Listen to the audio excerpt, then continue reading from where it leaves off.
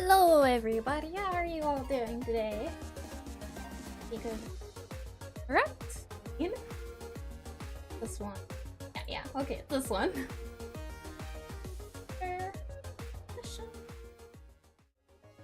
Oh, studio mode. Let me start up the timer.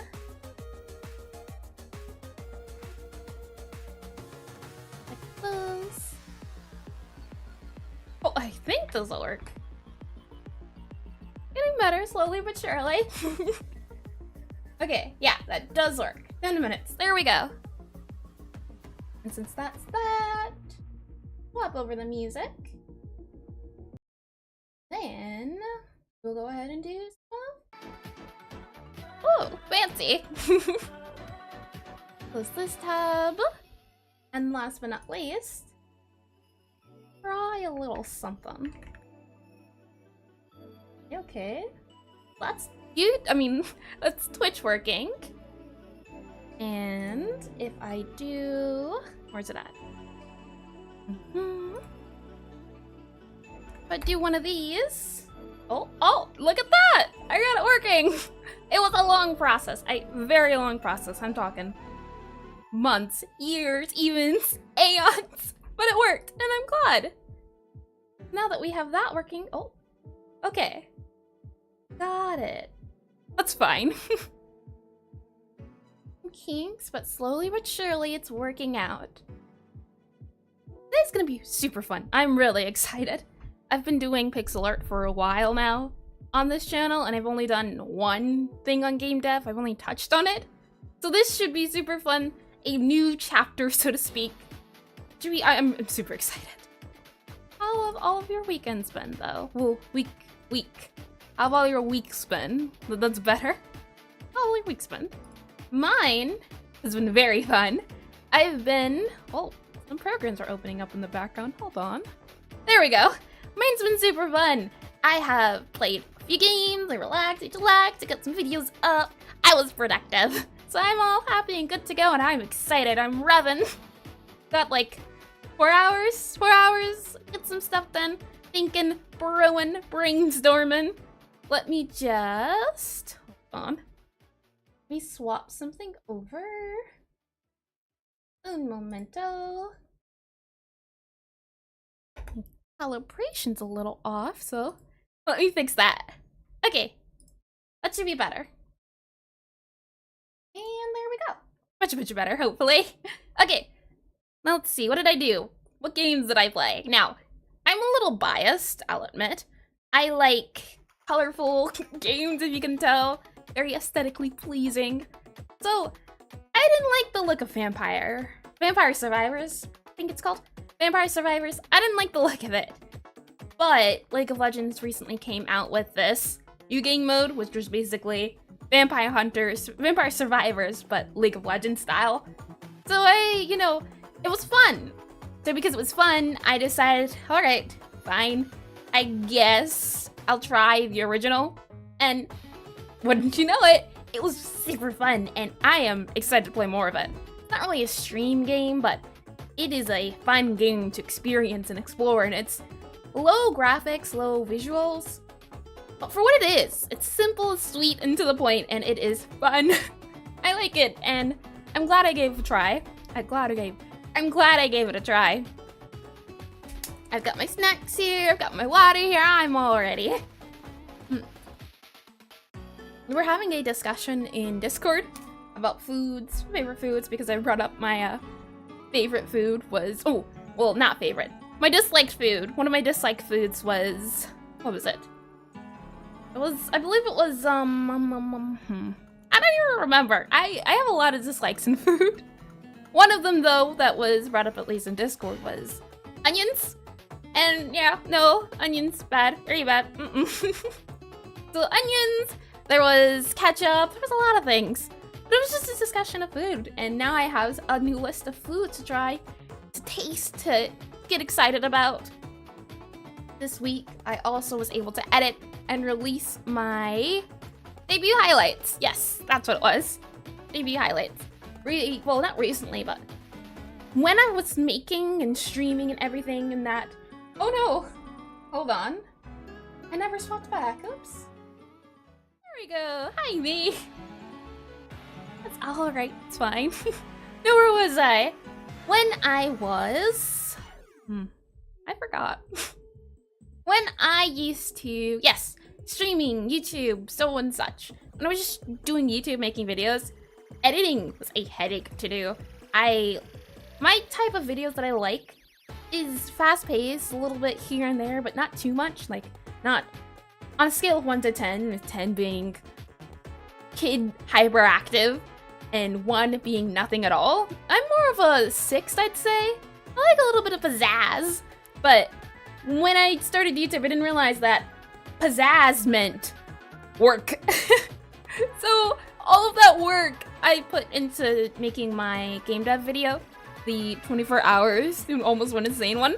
That one, the only reason it didn't come out sooner is because it took me forever to edit. So because of that, I learned my lesson. Never again will I try to do really hard edits. And now that I have a sort of quote-unquote system, my highlight video that just came out, you haven't checked it out, wink wink. My highlight video took 2 days to edit, which is great. I could have maybe added subtitles, but overall, I'm really happy with how it came out. I've got some fun tracking in there, and it was just overall a great exercise. One of my inspirations was that usually on YouTube, when you look at, what is it? Let me scoot my chair in. Well, there we go. Usually when you look at, what's it called? Game dev videos on YouTube, you can't, okay, I thought my timer was up. Usually when you look at videos on YouTube, game dev updates, game dev challenges, they're really fast, flashy, and edity. So that's what I tried to emulate, but I realized I'm not them. And I don't have a lot of experience. Maybe they have a lot of experience. I don't know. It's just, a good way to do games, make games, is to do game dev YouTube stuff. And that's one of the reasons why I'm doing this. It's fun that way. But the editing life is not for me. It's fun to an extent, but I want to work on art. I want to work on YouTube. I want to work on making games and not on editing and scripting and so and such. So it's a just sort of process I have to get used to overall. It's tricky, but I'll get there. I'll get there one day. 2 minutes, so let's see. I can lab. We're talking about snacks. Snacks I did today, or at least the snacks I've got on hand. I've got some coffee. Classic choice. It is a latte? I'm pretty sure it's a latte. So maybe it's more of a, probably a latte. Mostly milk, cream, sugar, coffee. You know, it was supposed to be for stream, but I already finished it. Maybe halfway through when I take a break, I'll go ahead and grab more coffee. That could be, or maybe some tea. I'm a fan of tea too. It doesn't have to be coffee. I like chamomile and a bit of lavender here, a bit of sleepy time there, though it never really makes me sleepy. I also have, I've been really liking hibiscus lately. That's really tasty. Hibiscus is very good. Nice and delicious. See. What else is there to chat about? I can chat, it's just, what's important to chat about. Vampire Survivors. Let's talk about that a little bit more. Vampire Survivors. It was an experience. Like I said, it was very simple and sweet, which was nice. But at the same time, I feel like it would be quote-unquote easy to make or to replicate. It's a very simple but in-depth game. For example, all you have to do is, well, not all you have to do, but with just a glance. I only played a few rounds, so like maybe an hour or two. But all you have to do is just basically have the enemies spawn around you. What would be really hard, like at its very core, it's MVP, minimum viable product. We'll get into that later. Its MVP is just make a character, have stats, have enemies, have abilities. That's about it. The difficulty comes in balancing, I think. So balancing your characters, balancing your stats, and balancing your enemies. Something that was interesting to note was that a lot of the enemies had where they spawned. Spawn locations is important. And I think that's also something that would be difficult to do, or at least simple, like I said, but there was this time where flowers? They were like monster flowers that would surround you, and it was terrifying. So it's like mob, enemy AI, enemy intelligence, enemy abilities and knowledge in the way they act. That would be difficult to implement. Something like the bats, super simple, I think. Though bat swarms, though, there would sometimes be these swarm of bats that would spawn. I'm sure that would be a little bit tricky to do, but I think it would be fun maybe down the line to try and do a game like that. What is it called, actually? Let me look it up while we have a little bit of time. Oh, never mind, we don't have a little bit of time, but I'm still gonna look it up. What type? Because it's like a, it has a lot of rounds. What type of game is Vampire Survivors? Let's see. Yeah, I'd call them a roguelike. Shoot 'em up? Not too sure about that. Bullet hell survival? Survival? Yeah. Definitely. Walking simulator. Yep. Idler. Horde shooter. Yeah, I think I'd call it a, idle game. These are some fun Reddit comments. Yeah, that sums it up about right. There's a lot going on screen, and that was my favorite part, just overstimulation, which is fun! It's fun when so much can be on screen, but still somehow makes sense. And I think that's a skill in itself. Now that we've discussed random things, starter things, let's go ahead and get into Let's go ahead and get into today's agenda. Howie. Let me go ahead and bring you back to this mode. Oh, actually, do this. Video mode. Go back here, swap this for this. Then we will go to here, transition. Voila! And a brand new shiny screen. The last one was a little tricky, so I'm hoping this one looks nicer. Took me a little bit to figure out, as I've really never done screens, but I'm hoping it's readable, it has more clarity, it's clearer, that sort of thing. Let me go ahead and pull it up on my screen, like so. I bet I'm getting some organization in. Let's see. Okay, there we go. Game plan. Our goal overall is to draft a game design document, which you've probably heard of, or probably not, like me. A few months ago, I didn't know what a game design document was, and now that I do, I've realized they've been missing from my life, and I need them desperately. I'm sure you'll realize why, and if you're on the road or if you're on the road to making games yourself, you'll also realize why game design documents are great. Well, this is the overview. I'll show you resources of game design documents you can use, game design documents I made, a template I have kind of Frankenstein together. Then after that, we will play my college game and make notes on its MVP, minimum viable product, which just means at its core, at its simple core, what is this game? What is it about? What do?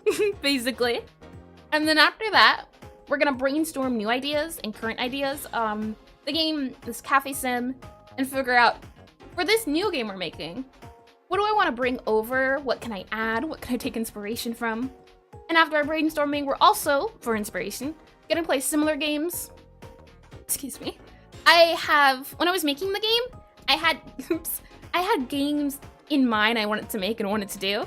So we'll play those games, and then maybe some other ones if we have time. They were browser games though, so I'm not sure, but I've got 2 games I took inspiration from. And we'll just see how it goes. We'll see how the flow goes. We have 4 hours. I think we can easily do a game design document, or at least a really simple one, the one I have. 4 hours might take longer, might take shorter, and if it takes shorter, well, we'll find something else to do. Now that we've gone over the overview though, let's get into the resources. And for that, let me go ahead and pull everything up. Like this. And we can go into video mode, bring us to this screen. That screen's good to go. So we will go ahead and transition. Voila! It's showing up on screen. That's the important part here. Another thing I noticed was that I wasn't really zooming in with text, so hopefully this will make things a little bit easier to read, a little bit easier to say. Right now, this is my channel. My channel. We have it right here. And on it, you can either go to here, my links, and click my itch.io, or you can go to today's stream and click my itch.io. There I am! Go down here. And these are the links, these are the resources, these are everything that I have done, looked into, and so on. I hope they can be helpful. And let's go and look at everything. As I said, you can either click the link in my YouTube bio, or click the link down here. This will bring you to the game that we are going to be redoing, and you can just click here for the game as well. Here is the reference documents. If we click that, it brings us to a playlist. I usually like to do a reference document sheets to help with just organizing my thoughts and moving in a way that will help us move forward. We'll talk about that in a second. And then here is the playlist. I usually have videos I watch on topics, so here is just that. These are videos, and you see here, playlist will also link here to the playlist. Same exact playlist. And these are videos from the playlist, so we'll go over that in 1 second. Go ahead and close all of this. And I'll keep that open. If we have a look over here, actually, let's do this first. YouTube videos playlist. Now, for this topic, as I've never made a game design document before, I wish I had, but it's a learning process, so we're figuring this out together. These were videos I watched on the topic. You can find them all here. And from those videos, what I did was I watched them through, took a few notes. These were all really helpful to me, so I'm hopeful that these will be really helpful for you. And down here, they have resources on game design documents for each of these videos, and all I did was just put them here. So I'm still fully say you should watch their videos on the issue. So here are some templates here, here, and here. Now let's move on to closing documents. And all these are just, oops, yeah, go to site. Where are we going? Here we go. So you can read up on them, look through them. I think they're pretty helpful. You can close this. Here's another design document. Go to the site. They're mostly Google Docs, which is that. We'll get into that in a second. And each of them are different. Each of them you can kind of figure out what you need, what you don't need. One thing I wanted to point, or not one thing, one person I wanted to point out was Pirate Software.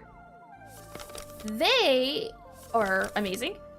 The game design, game documents, they're always holding game jams. They're always doing game dev stuff. So that's up your alley. I'm sure you'd like Pirate Software a lot. They have a really big community. They go over tools, what is a game, how to make a game engines. This is overall just a great way to start if you're trying to make games. Let me close that now. And this. Yeah. And this as well. Here is I believe it was a project, a game design document. You can even see people here. Game design document that won for the game jam, by the winners. And you can go through here and see. I'm curious if we go on itch.io. Let me hold on 1 second. Let me swap us over to the screen. Itch.io, enter, and then I will go to, where am I going? MassFlux. MassFlux. To pull up, it does. Okay, great. And then we'll go back to, what's the screen? Yeah.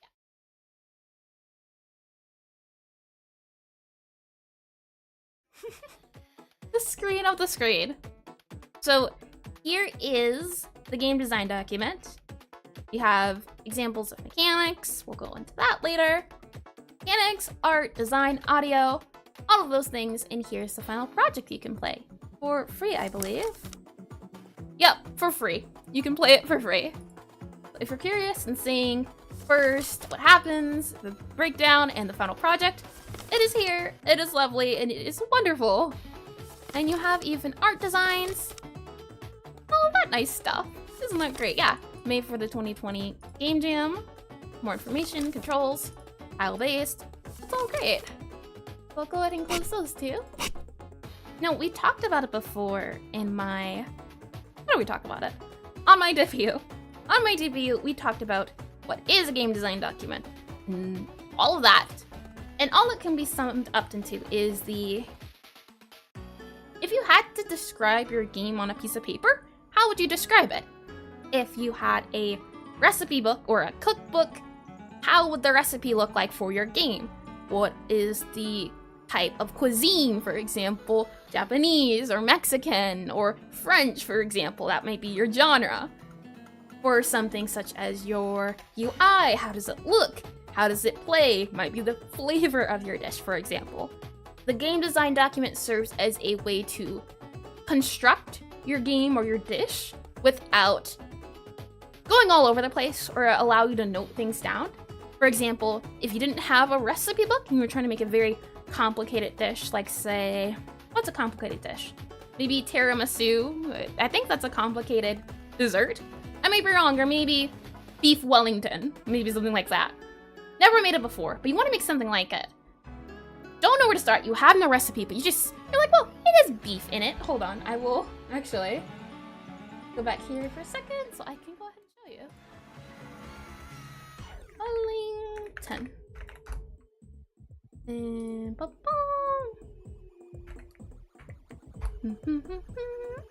okay, it was not tiramisu I was thinking of. Maybe one of these. Difficult ice dessert. Like this. What is it? You know what? Actually, M-A-C-A-R-O-O-N-S. I know they're different. Macaroons versus macarons. Let me make sure I'm pulling the right one. Yeah, a macaron. Okay. Enter. I will bring this back to here. So, going with the food example, say you take a food like macarons, which are known for being very difficult to make. And you wanted to make them. You didn't know how to make them, you didn't know how to start, but you just made it. It turned out awful, which is understandable. Or, for example, your beef Wellington. Looks simple, you might think, alright, this is easy enough. Let's just take a piece of bread, maybe, stuff it into a loaf. Well, piece of bread, carve it out, and stuff a piece of meat into it. That's might be what you do. But for beef Wellington, it's really simple. Here. Look at these instructions. Look at this ingredients list. Let me zoom in a little bit to make it a little bit easier to see. All of these instructions. You don't know where to start. So I'd like to compare your game design document to your recipes. And as a game dev, you are constructing your recipe, so to speak. Let me go ahead and close this. When you don't know where to start, you might end up with something like this. My game, Starry Sky Scramble, that I took 24 hours to make, and it was a disaster. I'm surprised it works. It kind of works. It semi-works, but it works. And let's see if it will run here. Does it have to? No, it opens up into a new browser. It's unfortunate, but it's okay. Maybe I can... 1 second, and let me try to open the game up. Maybe I can drag and drop it. So you can get a good idea what we're working with. My experience levels. Then I can take us to studio mode. Put this back into this full screen here. Add a window capture. Really quickly. No. Do one of these moves. Go ahead and subtract it a little bit. Add the window capture audio. I'll bring us back to this screen and then move it right all the way over. We'll move, oops. Oh, there we go. We'll move it right back over. We'll stop studio mode. And we will go ahead and here, okay. Can you hear that music? Let's see. It would be for window capture. Music is not picking up. 1 second. Capture audio. That says it's working. Didn't test this beforehand. I didn't think to. But that's fine. It is. Actually, no, it's not fine. You know, it's not fine. Let me go ahead and try to. What can I do? What can I do? Audio. Okay, maybe if I do add audio source, application audio output. No, I'm gonna do that. Application audio output capture. Maybe that. Mode captures. Readable. Okay. Try this. Okay. Now can it be heard? Is it up? Is that it? Oh.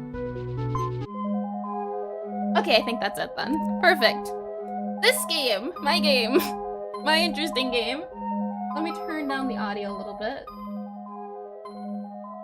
This game's pretty simple, quote unquote. I'll let it fail, that way you can see. All it is, it's a mini game, sort of game. There we go. Let me turn it down. It's a mini game, sort of game. I'm gonna click return. We have your title screen, you have your buttons, you have your music. Notice here, something I might add on next time is that on hover. You can see that doesn't really hover, but if I click play, we go to the next screen, we have a scoreboard up here. When you move the mouse, it moves the cursor, and you can see there's sort of a screen overlay. It's a little interesting. When you hover over a star, you get a little bit of an effect, and you can hear it. And when it's blinking like this, you click it. We're dead again. All it is you're scrambling. That's the whole point, Starry Sky Scramble. You're scrambling around trying to find the stars that have matured. You can tell what stage they are from hovering over them. Let's see. I'm searching around. It's a very hectic game. Got that one. Looking around this one, that one. All over the place. That one, that one. You can hear the sound effects going off, which is great. Oh, we're dying, we're dying, we're dying! And as the game goes on, it gets harder and harder to play. So the whole idea is that it's an endless game mode, endless mini game, and whoa, that's super loud. Let me turn that down. It's an endless game mode. You're going around, you're scrambling, you're shooting stars, you're hitting stars, stars are dying. Oh no, what do you do? And by the end of it, you end up with a score. And that's basically the game. I'll go ahead and I'll close that. Move. Delete. And delete. Remove. Where's the remove button? There we go. That's Starry Sky Scramble. I made this without a game design document. I made it with hopes and wishes and duct tape. And let me go back in here. That was that game. That was a game I made recently. This is a game I believe I made back in 2021. And it is Console Cafe Simulator. Let me grab some water. Oh. And let me turn on some music.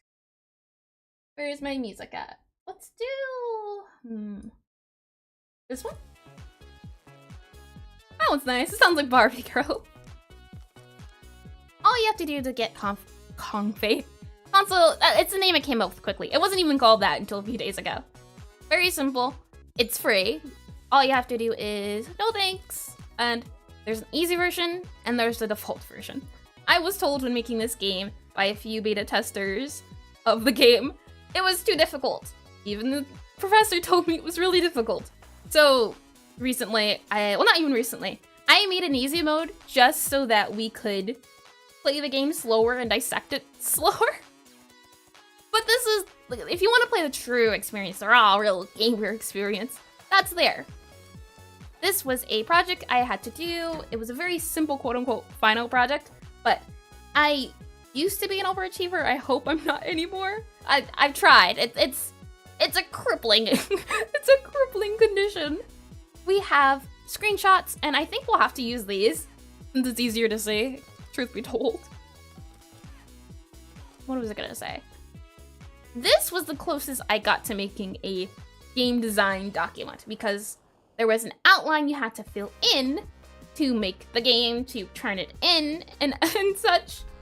And let me go ahead and open. One moment. This is nice music. I'm going to open some documents. Wait for the documents to open. Project. UML diagram. Now, I forget exactly what this means, per se. I'm still kind of trying to remember my old days. I'll bring you to here. I can point it out a little bit better. All this is, I'm shaking here on screen. This was a way to, how do I say it best?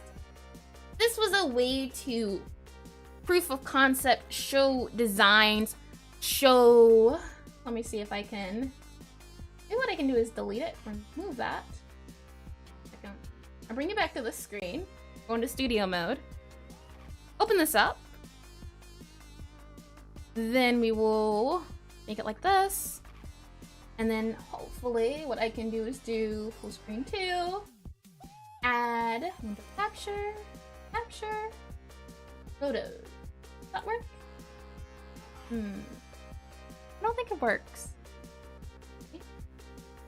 Give it another try, like this.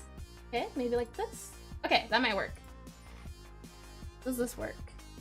I'm not seeing it on screen. That's okay. Unfortunately, I can't show you what I mean. Move. Oh, okay. Maybe. Oh, actually, you know what? I know the perfect way to show you. I will move us to. Where's it at? It would be in the screen. Oh, actually, I think. Oh no! What have I done? That is fine. Let me duplicate this. I will call it concept on CEPT, like so. And from there, we'll get rid of that one. Wrong thing. No, that's yeah. I want to do that. And then all I have to do is do window capture. Window capture. I've got to open this window up, drag it in here. It's a lengthy process, but we're slowly getting there. And then I have to do, yeah, cancel window capture. Oh, perfect. And like that. Now that I have that up, I can move this back here. Oops. One more. Perfect. And then I can go ahead and transition us. It's a work in practice is what it's working. We're here in concept. Program that I'm still not sure about. I have some time to figure out if I like or not. And I'm going to head and move this UML diagram. Now you can see it in big bold letters. Go ahead and click back on screen. Escape. Here is the document, quote unquote, I was talking about. It's a program that lets you do these things. And all it does is explain the systems behind everything. For example, I have, let me see if I can understand what's going on. For example, I have classes here, structures. Now, I didn't want to get into programming. Well, I didn't want to get into the raw aspects of programming quite yet, as I know a lot of people don't know programming. And I wanted this to be a sort of all-around sort of experience and understanding. But so I'll keep things brief. I made Console Cafe Simulator in Visual Studio. Yeah, Visual Studio using C++. And it was, I think, of no game engine. So your game engines are your things like Godot, Game Maker Studio. What are some other ones? I don't really know them. Godot, Game Maker Studio, other, Unity. There's another one that starts with a U. Things like that, though. This was made in Visual Studio. It is not a game engine. And it's clear to tell it is not a game engine because the game takes place by printing to console. Console on your computer, is your CMD, and because it is just printing, it flickers, there is no... It's a little hard to read, and you'll see. And because it prints constantly, that's one of the reasons why I wanted to remake the game, because I like it. I think Unreal, exactly, Lemon, hi. Unreal is, yeah, Unreal, that's what I was thinking of, Unreal Unity. This takes place on the console, and it prints. And as I said, I was overachieving. Because I had a certain vision, I forced Visual Studios to commit to my vision, and it made for it was put together oddly, and it was printing, it was flashing, but in the end, I came up with something I liked, and as a result, it was an A+ final project, so I'll take it. A little mixed together, but it worked. All I wanted to point out here was things like work day, machine name, machines, how machines work, timeable, kitchen, register, at the top here you can see. I can actually underline them, that'd be easier to do. Register, you can see their classes. This is just an overview. We're going deeper in, you'll see. I'm just, so you can see, you can have it in your mind. Recipe, dish. This is already kind of an outline of what the game is. And now that we have covered the outline, let's go ahead and play the game. That game that shall not be named. And like I said before, if you want to play the game, you can just go to my itch and download it. I'd recommend downloading the easy version, but you are more than free to challenge yourself and do the hard version. I will not stop you. I've been told it gives flashback PTSD though. Let's see. Console Cafe Sim. Here we go. Transition. Here we are to the game screen. It is very bare. Video mode. Because it is a... Hold on. Where is it at? Here. Alright. Ready to the normal version. I'm gonna pull it up. The text is also very hard to read, especially with a screen like this. So we'll see. It's tricky, a little all over the place, but we'll work things out. This was the best way I could figure out how to get it working. Well, not how to get it working, how to get it to look on stream. But because the font's so small, it might be a little bit hard to read. I can zoom in on certain parts, but as you'll see, because I made the game screen so big, it was very hard to get working right. So I'll zoom in here, and you can see, welcome to Console Cafe Simulator. Cafe Simulator made by Ares Ezra. To skip the tutorial, press J. Otherwise, press any other button to continue. Don't worry, you can always go through the tutorial again by pressing J at any time. This was as quick as a tutorial as I wanted to give. Usually with games, there's a lot of people who don't play the tutorials, and there's a lot of people who do. But you want to reach a medium where even for the people that don't want to read your tutorials, you want them to be short and to the point. Sometimes you want them to be immersive. I believe the word is diegenic, which just means, say a soundtrack is playing in a game, the soundtrack might be playing through a radio in the game. Something like that. So we'll go ahead and press the tutorial because you will need the tutorial. I needed the tutorial. So I'll go ahead and press. No, okay. Pressing J skips. So we'll press space. Let me try to zoom in a little bit. Like so. So, the objective of the game is to serve as many customers as you can before the time runs out. This is your timer. What was it called? ASCII table, because it's printed to the console. This is all I had to work with. I couldn't work with images, items, not images, assets. This is as close to assets as I could get. And I mean, it kind of looks like, it kind of works. This timer is located at the top of the screen. These arrows point at the top, followed by the serving tables below it, which are these. The serving table has a total of 3 plates that you can add dishes to and serve customers. For these, a full plate consists of 3 dishes and will be created in the kitchen. For now, this is the register area. And you have those, and then here it says a completed plate will look something like this. Plate 1 consists of food. So you have your plate numbers and your plates. And here is your food. Press key. Now you will see why I was worried about it showing up on screen properly. Excuse me. Okay, so I'll zoom out a little bit, but the more I zoom out, the harder it is to read. It's not that even easier in just on computer, but we'll make do, we're trying. Where are you? Let's see. Okay, I think this works. It's so big. That's the issue here. Maybe I can do like this. Squish it a bit. Like this. Okay. Maybe the words are kind of cutting off a little bit, but it looks a little bit clearer to read on screen. I'll keep it this size for now.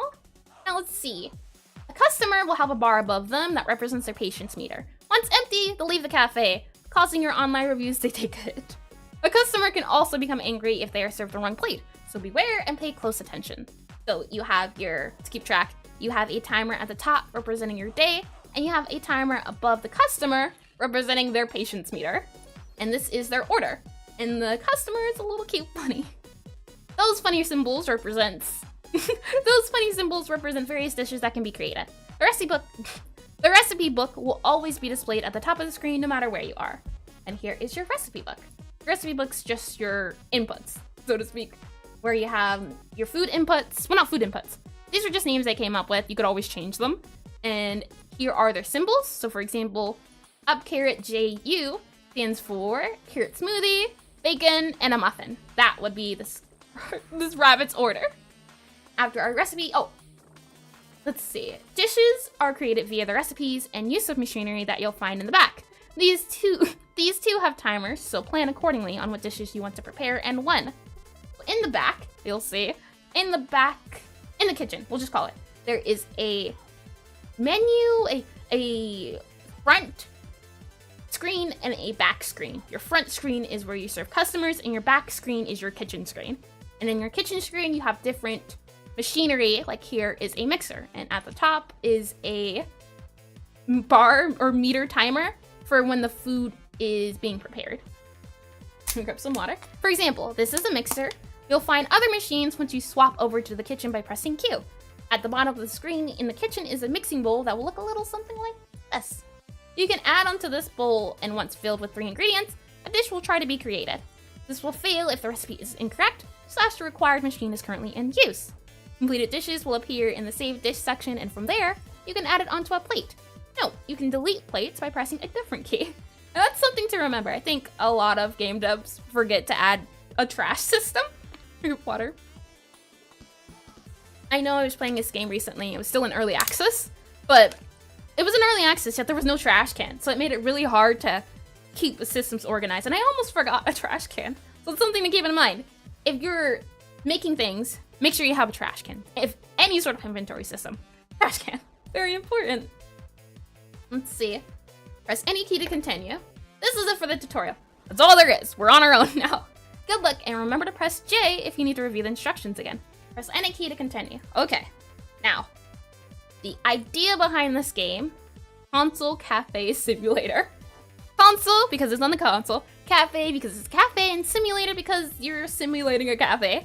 This wasn't even a name I came up with when I was making this. I came up with this last week. I might call it something else, but this was just something I brainstormed in a few minutes, 30 minutes. I think we could come up with a better name, or maybe we just make it Console Cafe Simulator 2 to keep it within line. So let's go ahead and press any key. Here is your game screen. And I think it's even cut off at the top. Let's see. Okay. This is, as I said, your order screen.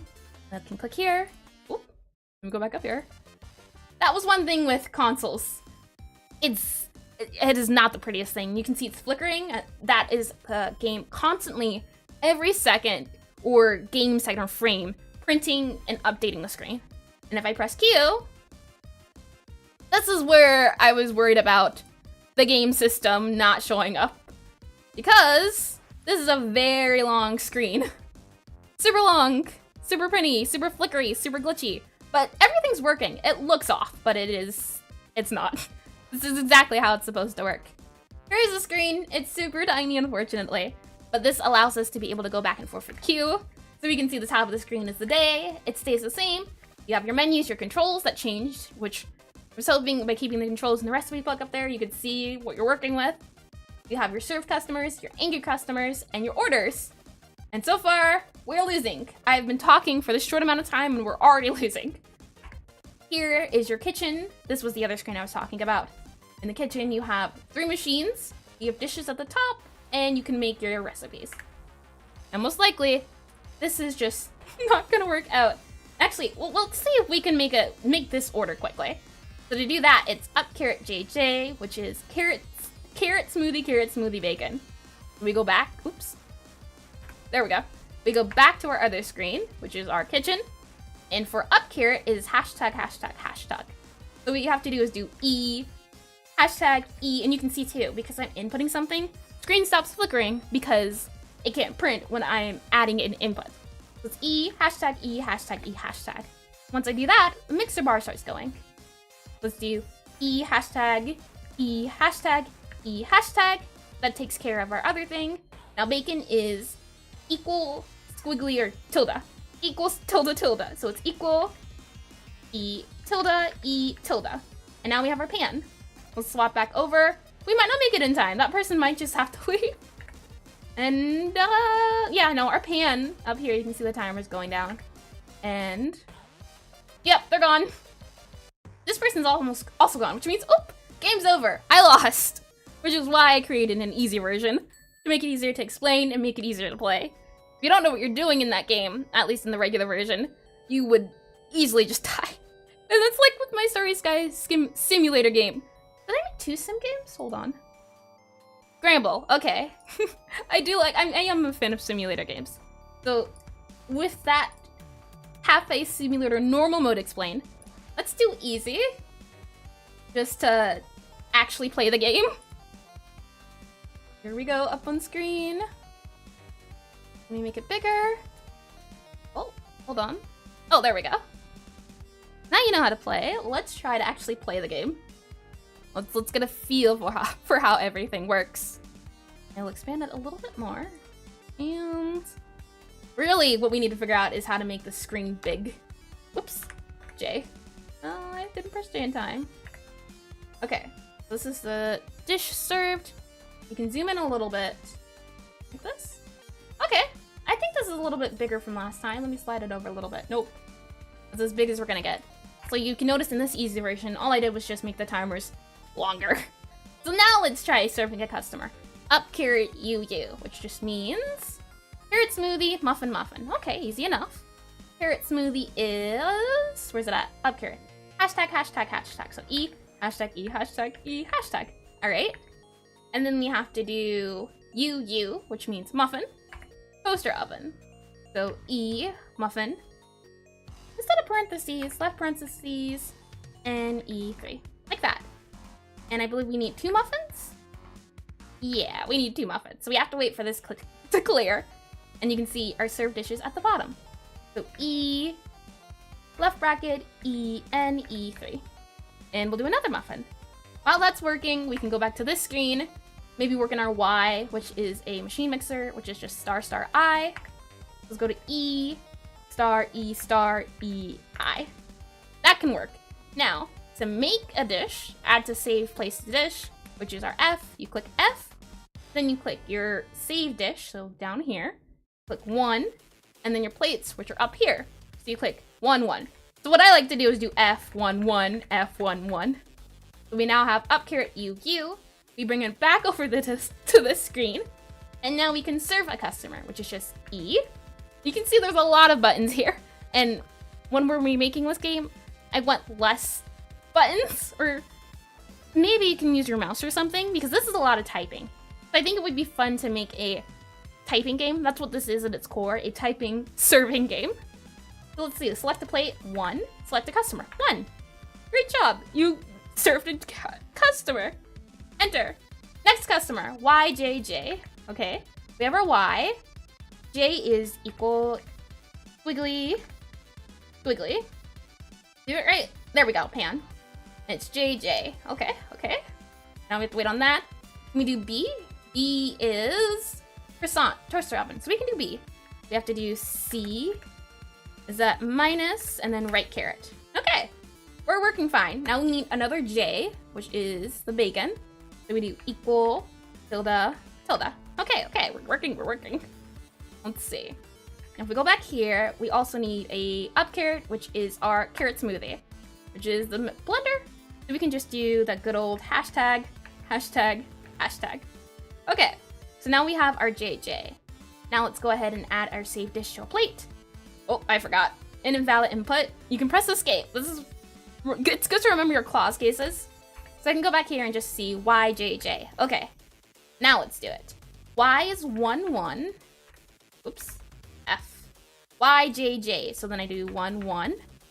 And then I do select a save dish, so I do 2 this time, and then 1. We go back to the screen, we serve a customer. It would be position 1, so select the plate, 1. Serve a customer, 1. Great job. We're doing great. The time's almost over. Now let's see, up caret BB. I'm not sure if we'll even be able to finish that. We'll see. Up caret BB, so we just have to do another B. And a B is your C. Oh, did something mess up? E, B, B. So your B is your C, E minus E left caret. Let's hope that, oh, no, they're gone. They were angry. All right, instead then, let's try to get a JY up caret. We have an up caret in here, we just need a J and a Y. So let's see. E equal E tilde E tilde. Okay. Our JY up caret. So we have our J, we need our Y. And our Y is in a mixer, and our pan is occupied, so we're good. Let's just do our iced coffee, which is star star I. So E star E star E I. Okay, we're working through this. We'll just play one round of this, so that's until this timer goes out. You can't even see. There. Hopefully that's better. So let's go ahead and swap back. Now, this dish is J, Y, up caret. Oop, I need to press F. So J would be save dishes 4, 1, and then F, J, Y, so we do 4 again. Then we do 1, and then we do F, and it's up caret, so it's 2, 1. There's a lot of buttons to remember, which I think is the worst part about this. Now to serve a customer, we click E, J, Y, up caret. Okay, so 1, 1. Customer served. Great. Now we need at up caret J. Okay, so we need, let's go ahead and just pause the screen so we can think. At up caret, that's 0, 0, 0, 0. So E, oops. Okay. It needs to be 0. Oh. Okay, now it's adding. That's a weird glitch. There we go. Pan's cooking. We also need up caret and we also need J. So let's see. Up caret is machine mixer. That's easy enough. And J is pan, which is occupied. So we can go ahead and just add the machine mixer, which is the caret. So hashtag, hashtag, hashtag. We do E, hashtag E, hashtag E, hashtag. There we go. And then once that's done, we need to add our J, which is in our mixer. So E, our J is our equal. We do E equal, E tilde, E tilde. Okay, we're cooking, slowly but surely. Our next order would be Y at J. Oops, Q. Let's see, Y at J. We can go ahead and maybe get that started. Y at J. I'm not sure, actually. I can't use these bees because no one served the bees. So do the bees remain here? Where do they go? Is there like a timeout? One of the things I like about simulator or cooking games is how you can prep your food before you start. Let's see. It's just things to keep in mind when we're playing. We're just playing, getting the overall idea.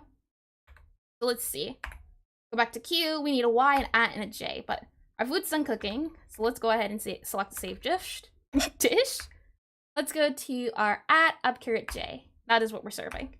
So we need our at, which is in 4, 1, F, at, up caret, so 3, 1, and then F, J, which is 3, 1. At up caret J, and then we served E, 1, 1. Great job, we served. All right, next customer, Y at J. Okay, so we don't have any of those things cooked. So let's go ahead and do E, Y at J, I believe. Let's check. Y at J, yes, okay. Oop. Oh no! And see, this is where deletion comes in because we can just press X and it deletes it. So Y at J, I don't know if we'll have enough time. So we'll go ahead and do E, Y at J. So that's a star, star, I. E star, E star, E, I. The idea is the mastery in the game lies in being able to press these really quickly. But I don't even think we'll just skip position 1. We're not even gonna make that. So Y at J, J at Y at, Let's see, we have Y. Let's add a J and an at. J is our bacon, and our at is our scrambled eggs, which are same pan. Okay, that might be a little bit tricky. Let's see. 0, 0, 0, 0, 0, 0. Yeah, it's a really long prior. Let's see. So we need an order for the last one is U, U, B, or B, up, up. So we do need our B's. Let's see, what does a U take? U is toaster oven, so we can go ahead and do E, parentheses, E, N, E3. Get that cooking. Our safe dish just finished. So we last need, after the Y, we need an at. So let's go ahead, oh no, we have Y, we need a J, which is equal, tilde, tilde. There we go. Okay, our pan's cooking, we're good. And I believe, do we have everything we need for the other person? U, U, B? We need another U, okay. Let's make another U, which is just left bracket and 3. Perfect. All right, our pan's done cooking. Person 1 needs JY at. Now let's see if we can do this really fast. JY at. So that's 6, 3, 4. So I need to press E6, 1. E6, 1, E6, 1. Oh, that's tricky. Okay, I'm ready. E6, 1. E, oh, not E, F. F. Now I forgot. Hold on. Okay. JYF. Y. So I need to press 3, 1, and then F. 3, 1, F. And then, oh no, I forgot. I think it was at. So I clicked 3, 1, then I click Q, I click, they're dead. They're dead. Okay, never mind then. JY at is gone. What a shame. Okay. What a shame. Now, you can see in here as well, I don't have a way to delete plates, which are up here, which is important because, or maybe V? Oh, never mind, I do, in the kitchen. That might be important to do maybe on the other screen that's only available here. So select a plate to delete. I can delete a plate. 1, it's deleted, great. I do have a system for that. So who can we serve? Let's try serving this person B. Oh, we have UUB, don't we? Okay, hold on. That's pretty simple. So we take 3, 1, F, 3, 1, F, 1, 1. Okay, now let's go back here. Serve customers, oops, E. And then UUB, so we just do 1, 1. Great, we served them. All right, B, up carrot, which is just B, we have B. So we need up carrot, which is hashtag. So E, hashtag, which is, the simpler ones are faster, but I think the difficulty in recipes was also a nice thing to add. E, hashtag. Great, we're moving. That's not fast, but we're moving. And have that, okay. So it's B, up. We do F, we do 1, 1, we do F, 1, 1, F, 1, 1. Swap back to the screen, do serve customer, so E, 1, 1. Customer served, great, okay. Now let's see, up carrot, that should be really easy. Up carrot's just hashtag, so E, hashtag, and it's super simple to cook, you can see here. So we got an easy one thrown away. E, hashtag. Easy peasy. And one more time, E, hashtag. That's cooking. Whoops, JYU, okay. That might be a little bit more difficult. Let's see, J is equal, tilde. Okay, that's J. Y is mixer, so we can go ahead and do that. So it's star, I. Okay, so that's going. Now let's serve the plate, which is just F, 1, 1, F, 1, 1, F, 1, 1. Okay, now we can go back to the screen, serve the customer with E, and then all we have to do is do 1, 1. Next customer, served. Okay, one more. Or maybe not, I don't know, our time's running out. Just making sure, 7, 3. Okay, so we have our J, we have our Y, we need our U. And our U is, no, I don't think we'll have enough time. Let's see, left bracket, oops. Oh, no, we're dead. That was the game, basically.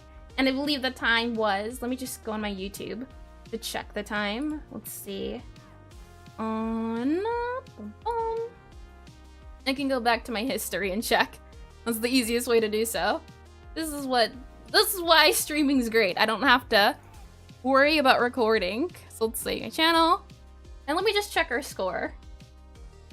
I can do that in stream. Easier. Okay, our final score was... Let's see. Final score was... If I can find myself flipping back to the screen.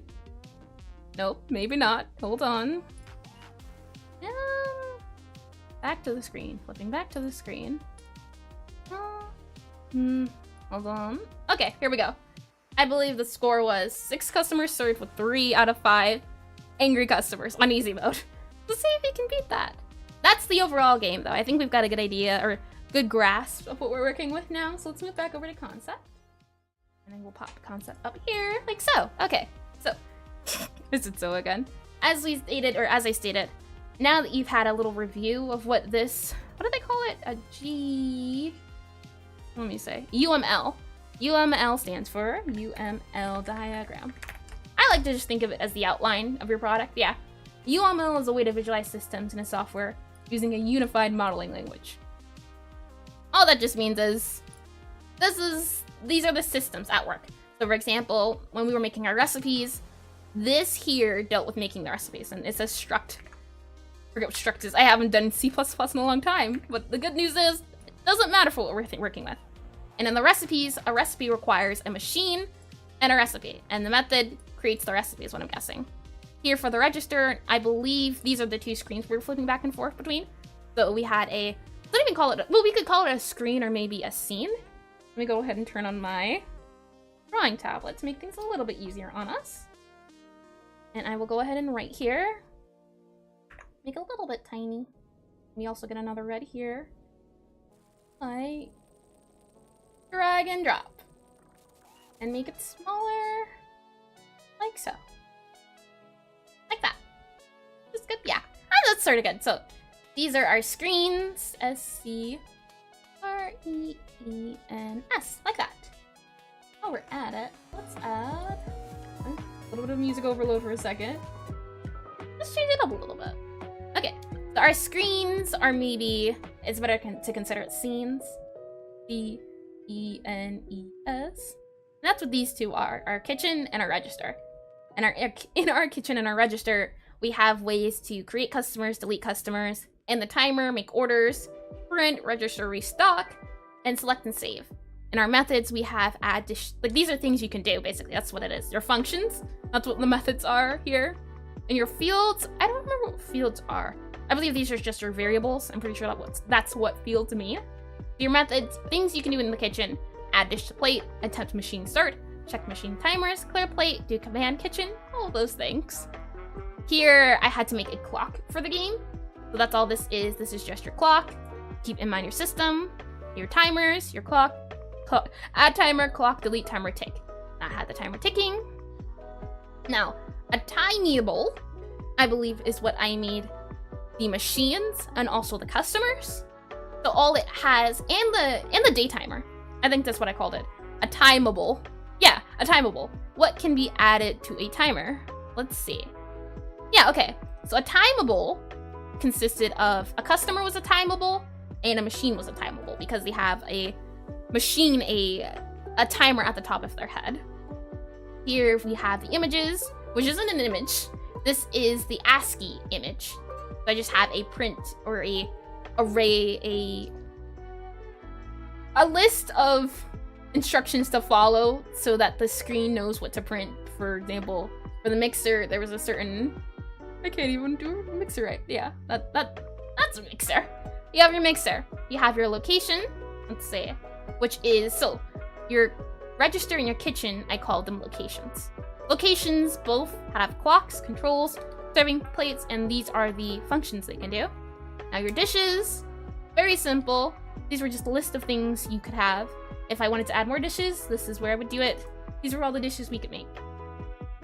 And then here, let's go back over here. We have our machines. Machine name, now see, that's interesting. Okay, so, I said so again. Your machines have an is active field, an image, and a name. And then we have get name, machine print. All machines, you can make a machine really easily. You just need an image, so you need a way the machine looks. You need a timer for the machine. And when you make a recipe, you need to have a machine, yeah. this is what this means, is what's the machine to make the recipe with? That's all that means. And then last here, we have our workday. I believe this is our overall game loop. So you have your clock, you have your angry customers, your machines, your recipes, your served customers, and your serving plates. And these are your areas. So these are your screens. And down here are our functions. Let's see, print recipe, print instructions. So yes, this is your overall. You have your game over. I'll see, we didn't get a game over. The game just closed. So I wonder where that game over comes in. We have our run function for the game. We have our workday, and we have, I'm guessing, a method. So when game over happens, or when there's too many angry customers, game over. I think that's what that means.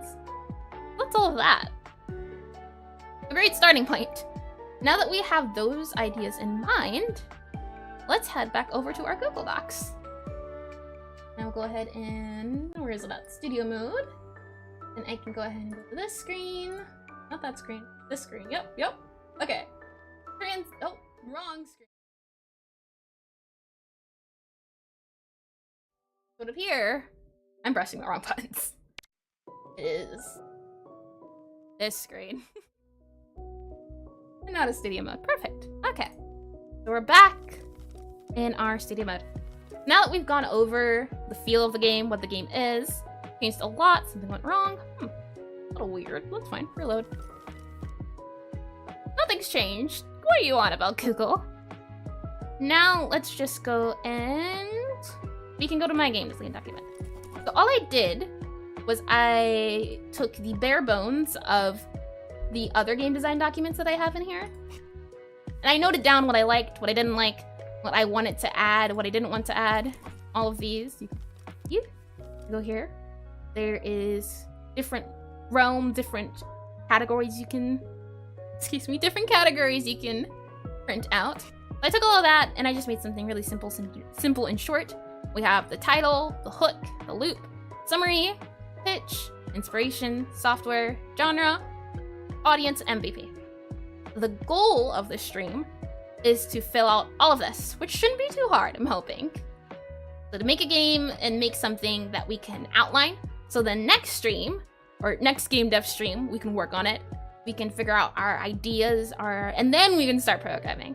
So hopefully by planning everything out, we'll be able to make the prototype faster, hopefully, instead of just throwing mud at the wall and hoping it sticks.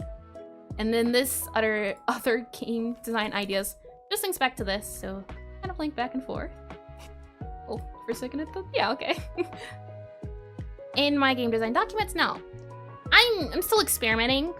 A lot of game devs use different tools, different things, and I think it's just overall what works best for you. For me, I have been enjoying Obsidian. It's a free tool you can use. Let me go ahead. Swap back to our other screen. All I gotta do for that is this, and this. Oops, wrong screen. There we go. Okay. Transition. Voila. Obsidian. Everyone's Obsidian is different, and I would have linked to this, or would have left the zip, for example, but because I just made a Frankenstein version of other game developers' game design documents, I didn't want to just copy and paste the work. So this is more of a, maybe I can release a zip or something of this baseline once we've finished to see what we need, what we have. This is the same exact cover we have on the, hold on, let me zoom out a little bit. There we go. I just wanted it to be legible for screen. You can see here up top, it's the same exact thing. You have your working title, and I like Obsidian. You'll see why I like Obsidian. The simplest way to say it is that it is easier on my eyes. It's easier to look at things. It's easier to navigate instead of Google Docs. Some people use Trello. Some people use, what's another one? I forget what it's called. Hold on. Let's see, Obsidian gets compared to it a lot. Versus and Notion. Notion is the one I'm thinking of. Notion is another one people use, but it is a, what is it? It's a subscription-based thing, and it's pretty expensive. A lot of people don't like using Notion. I barely hear Obsidian talked about, so I didn't hear about Obsidian until maybe a few months ago, and I've been using it for just day-to-day stuff. And I realized, you know what? this would be great. Well, I didn't realize. I was told it. I watched the video, and they were like, Obsidian's a great option. So if you want to try out Obsidian, consider it. Maybe you'll like it. It is, as I said, free, and the best part about Obsidian is you can do anything you want with it. There's tons of plugins, tons of customizations, options, and you can make it however you want. So I left my GDD version. You just pop over here. Okay, yeah. Transition. There we go. This is exactly all of this. That's all it is. It's different formats. What makes Obsidian really cool is that, for example, all of these genres, this list of genres is just a link to a, what do you call it? An article? This is an article on game genres that I found. It is not a full list, it's not a complete list, but it's a good starting point. So all I did was take all of these games, put them here for simple linking, because I think having an idea instead of just putting genre, having things you can look at and think, huh, maybe I can use that. And what makes Obsidian so cool is that, transition, I can go into Obsidian here, and I can go down here and you can see their links. And when I click it, or I can even hover over it because of a plugin, it tells me what it is because I set it up this way. So I don't have to do any sort of outsized work. They like to call Obsidian your second brain, and it's a network of notes you can make without any categories. So I can click adventure here, I can click fighting, and it brings me to this without having to scroll up and down, which is nice. I can also, for example, if I do this, because I have a genre page, if I click this, okay, hold on. Maybe I didn't call it genre. I called it genres. Hold on. Let's delete this one. Delete. Genres with an S. Okay, now it links. So I can click this, and it will bring us to just a overall list that I made. If I click that, oh, hold on. If I click that, it'll bring us to the list of genres that I just pasted out from the article. And there's just a summary here. It's quick reference, quick looking. And you just click, and it's nice. I like it. And let's go ahead and close this to make it less difficult to see. So all we will be doing is going through this cover page and outlining. That's the goal. Let me go back to stop studio mode so I can see on screen what's going on here. We're just going through this list. We're going top to bottom. Now that we have that in mind, let's talk about our loop and our play experience, and write down things to note about my console cafe simulator. Since we already have a good outline, technically. That's it. No, it's not it. Hold on. It is this one, right? Yeah, I got it right. Okay. Let me go ahead and drag this down. Let's talk about our loop. And I'll make this white. Loop. OOP. And what happens in our loop? That's the best way to explain it. What does a player do during the game? What are they doing? What actions do they take? For example, the loop is, I'll zoom in a little bit here. I would say the loop is customer enters, USTOMER, customer orders, like that. Customer orders, player goes to kitchen, or goes to kitchen, oops, kitchen, like that, makes order, ORDER,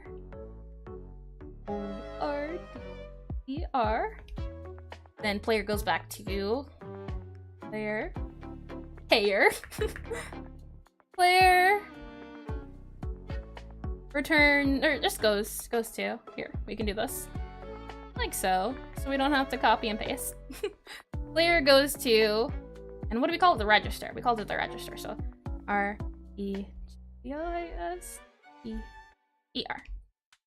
Player goes to register and serves S customer.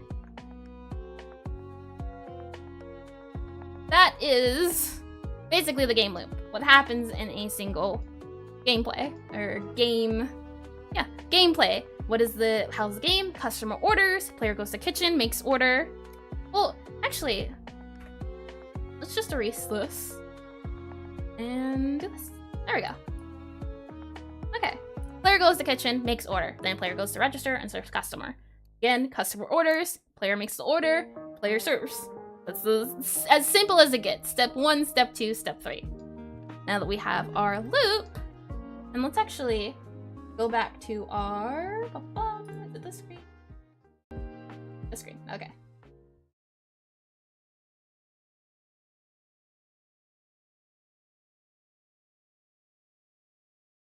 Make sure you have music, that's very important.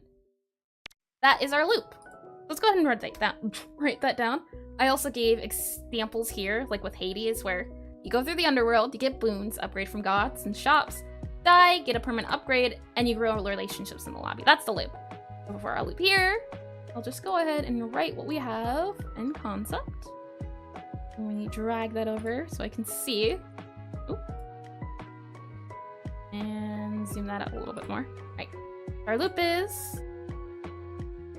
do this. Customer orders. Player goes to kitchen and makes order. Player goes to register, serves order. That's it. That is all. Something you do over and over again. Describe a few times how a game session might work. That's that. Let's go ahead and subtract all of that. Keep it simple. Now that we have that done, I'm sure the spacing looks like I like a nice, pretty document. What is our tagline? What is our hook? I saw someone mention visual mechanical story. We don't really have a story. We could add a story. But for now, the visual was the ASCII, for example, that we had. So how do you spell that? A-C-C-S-I, A-S-S-C-I, A-S-S-C-I, A-S-C-C-I-I, A-S-C-I-I. There we go. Okay. A-S-C-I-I. But it wasn't by choice. But I thought doing it this way might make it keep a little bit of charm. And our mechanical, I think the biggest mechanic is typing. You're going through a lot of screens. A lot of typing / button using. I think this is also a way for the player to describe their skill. They're swapping back and forth between screens, and the better you get at the game, the faster you get. So you can feel your improvements compared to when you start out. Like, for example, when I was playing, I was scrambling towards the end, not so much. And our story, who needs a story? We do. Maybe not right now, though. That's our tagline and the hook. How's it different? I'd say our hook is that. We make this a little bit smaller, maybe make it bold. And then we can go tagline. Usually you want to describe your tagline or your hook as, let's see. As one single sentence is usually how you want to do it.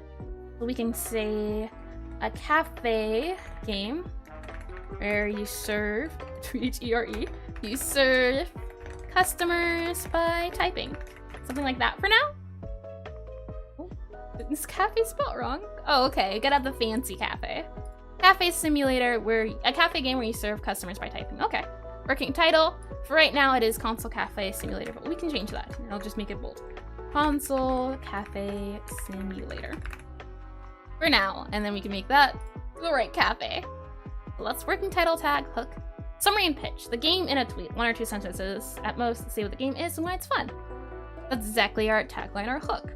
Our hooks. So we'll just put this here. This, as I said, it's a work in progress template. So I'm kind of mushing things together. Maybe if it had more story, this is where the summary would go. But if I were to describe it in one sentence, one idea, it is summary pitch. Cafe game where you serve customers by typing. Now, our inspirations, we'll get back to that in a second. Platforms. Where are we trying to play this game? My previous game was the console EXE, so I guess we'll put that in there. Console EXE. No, the platform was console on PC. That's basically it. What tools did you need to create it? I used Visual Studio using C++. Oh, there we go. Our genre, what was it? We can delete a lot of these. Let's see. It was not adventure, it was not action, it's not sports. A lot of these can get deleted. Not simulation, not platformer, not action adventure. Maybe real-time strategy, we'll see. It wasn't racing, it wasn't shooter, it wasn't puzzle. I don't even know if I'd call it casual. But we'll keep that in there, we'll check. Multiplayer, nope, it wasn't stealth, it definitely wasn't party.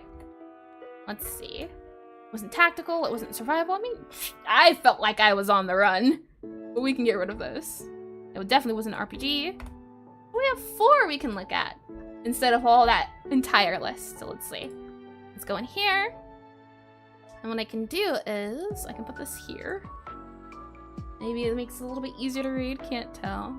And it's still trying to gauge the size of everything. But that's good. I think this is fine. So simulations, real world activities. It's definitely a simulations. Hence the name Console Cafe Simulator. I think that takes care of that. Real-time strategy. Let's see. Let's bring that here. Real-time strategy. Let's see. Cast games. Gathering resources. Building armies. Nah. Not really. Let's get rid of that. Now, there are always exceptions with genres. You don't even have to follow genres. You could always make your own genre. Some people mix up genres, mash them together. So we'll see what direction we go. This is more just a general idea. 15-minute, 30-minute pitch. Casual, let's see. Casual games feature simple rules and gameplay tailored to mass market appeal. I don't know if I call this mass market appeal. This was difficult, and if you don't have the dexterity for it, I'm not sure you would call it casual, but maybe we can make a version of casual, or maybe we can make an easy mode that's more fitted to casual players. That might be something to keep in mind. Go ahead and get rid of casual. Strategy, last on our list. Let's see. Strategy games emphasize thoughtful planning, resource management, and grand decision making over dexterity or reflexes. No, this is a dexterity and reflexes game, but let's keep it in here. I think it fits strategy. So I can close this, and I can close these. So right now what we have is that Console Cafe Simulator is a simulation and strategy game where you go back up here. Where you serve customers by typing. That's pretty good. Our target audience, I think I said that right. Motivation, relevant, interest. When I made this, I didn't really have a target audience in mind. I was kind of the target audience. So, if me, the target audience, what game was I trying to make? I was trying to make a simulation. How do we type this? Innovation.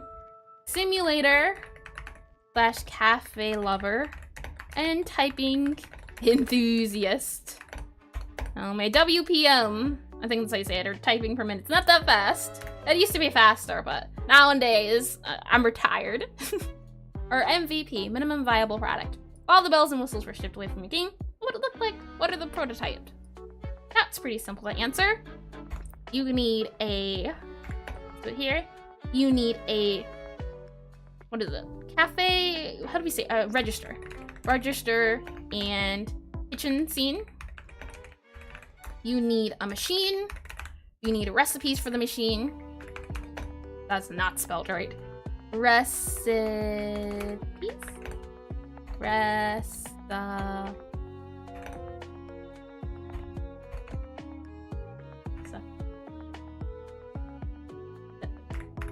We're just gonna go with that.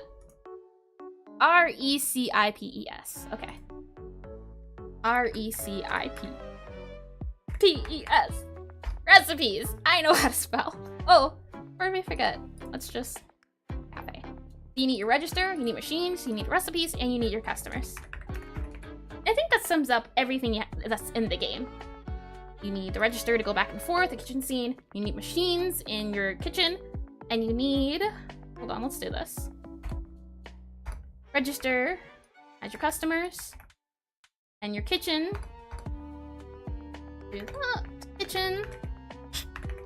Kitchen as your machines. Kitchen as your machines. And your recipes are overall. I mean, you can fit the kitchen anywhere. I think it depends, because customers need recipes, the machine also needs recipes, so let's just make that out there. I think that's better. Retract it.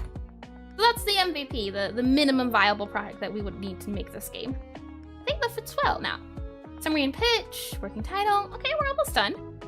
Inspirations. Now here comes the fun part. We get to play some games. So let me grab some water. Now, have any of you played those Flash games during school in computer class? I was a super big fan of those. That was the motivator. I'm very highly motivated when I can get rewards and play games. That was always fun for me. I like Girls Go Games was pretty fun website.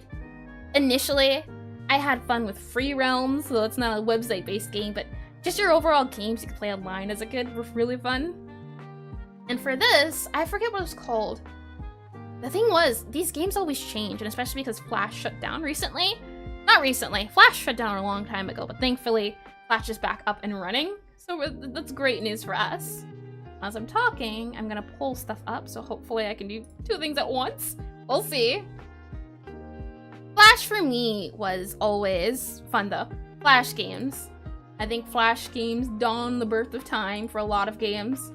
Such as with the new one, Friday Night Funkin', I believe it was called. Grab this link. Friday Night Funkin' came from Flash games. What else came from Flash games? Like, if you show me, oh, what was it? There was like this one game where you could tilt the screen while you're moving. There were a lot of tycoon games and a lot of clicking games. I hope you're seeing where I'm going with here. One of the really popular Flash games was Papa's games. Now you can get them on, you can get the Papa's games on, there we go. You can get Papa's games on Steam now, which is interesting, but they're still on the web. Well, that is what we're going to be doing. We're going to be playing some Papa's games for inspiration. Playing maybe a level or two. I'll go ahead and switch my mode. So, we will go to, make sure I do the right screen. This screen, transition. Oh, there we go. Would you look at that? We have some Papa games. And I will go ahead and swap, or actually, let me turn down our music since we won't need it. And the music for this one should be set correctly, hopefully. Let's see. No, hold on. I think I know what I can do. We do on studio mode, bring us to the screen, and then raise studio mode, because I realized screen not right. Is the screen, so then we do this, then we do, okay, good. I already set it up. So we should be good to go, we'll see. This sound, yeah, okay. You can hear those paper sounds, can't you? I like a lot of audio feels. Now we're good. What games did you play when if you at any for Papa's games? I was always a fan of Pizzeria. They just kept coming out with games. We have ice cream. What is this? Slushies? No, milkshakes. Marshmallow milkshakes. We have pies, pancakes, sushi, pasta, donuts, wings, taco, cupcakes, burgers. The classic cheese, grilled cheeses, and hot dogs. They came out with something for every genre, which is just lovely. Let's see. Where can we go? Where can we go? I didn't really have a preference. Well, I do like Pizzeria. I always play Pizzeria. I want a little bit of a change. Maybe let's go with... How about the classic? Let's do Pizzeria for Pizzeria's sakes. Let's see. Does the audio work? Can we hear everything? Check the meters once it goes. Continue? Okay, I think so. Now this button brings this bigger screen. Perfect. Okay. That looks like it's good. Let me turn it up a little bit. There we go. Our wonderful low-res Papa screen. Let me make it bigger, maybe? Okay, that did not make it bigger. So this is as big as this is as big as it's gonna get. Our game. I miss this music. I haven't played in a second. Type your name, continue. Now, let's see. Something we can note. Just making mental notes here. Intro, scene. There is a story in this. I think this is slow. Papa's always had a thing. I think Papa's... Okay, the music's fine. From what I remember, Papa's was always scamming people. He would always leave his employees to do the work. It's just it's a funny idea. And I think it adds a lot of charm to the game. Yeah, there we go. He leaves and he just leaves his customer in charge. He's great, isn't he? You get to run the game. There is customization in the game. That's something of note there. And oh, we're in here. Day 1. Maybe we'll just play to day 3. Here's the tutorial now.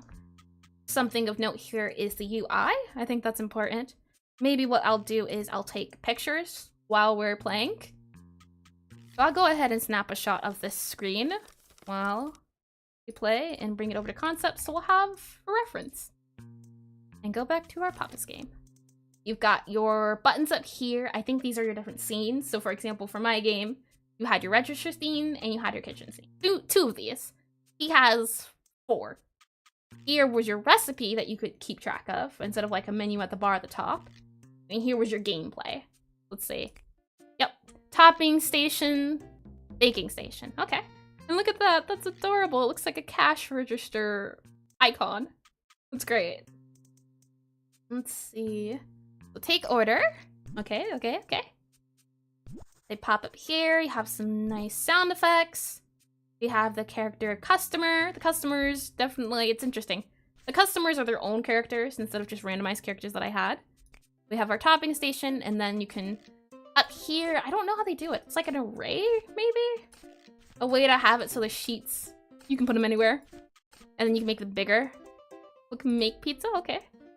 You have your pizzas. Now, I wonder how they make the game recognize the percentile. Like, I'll do it right before.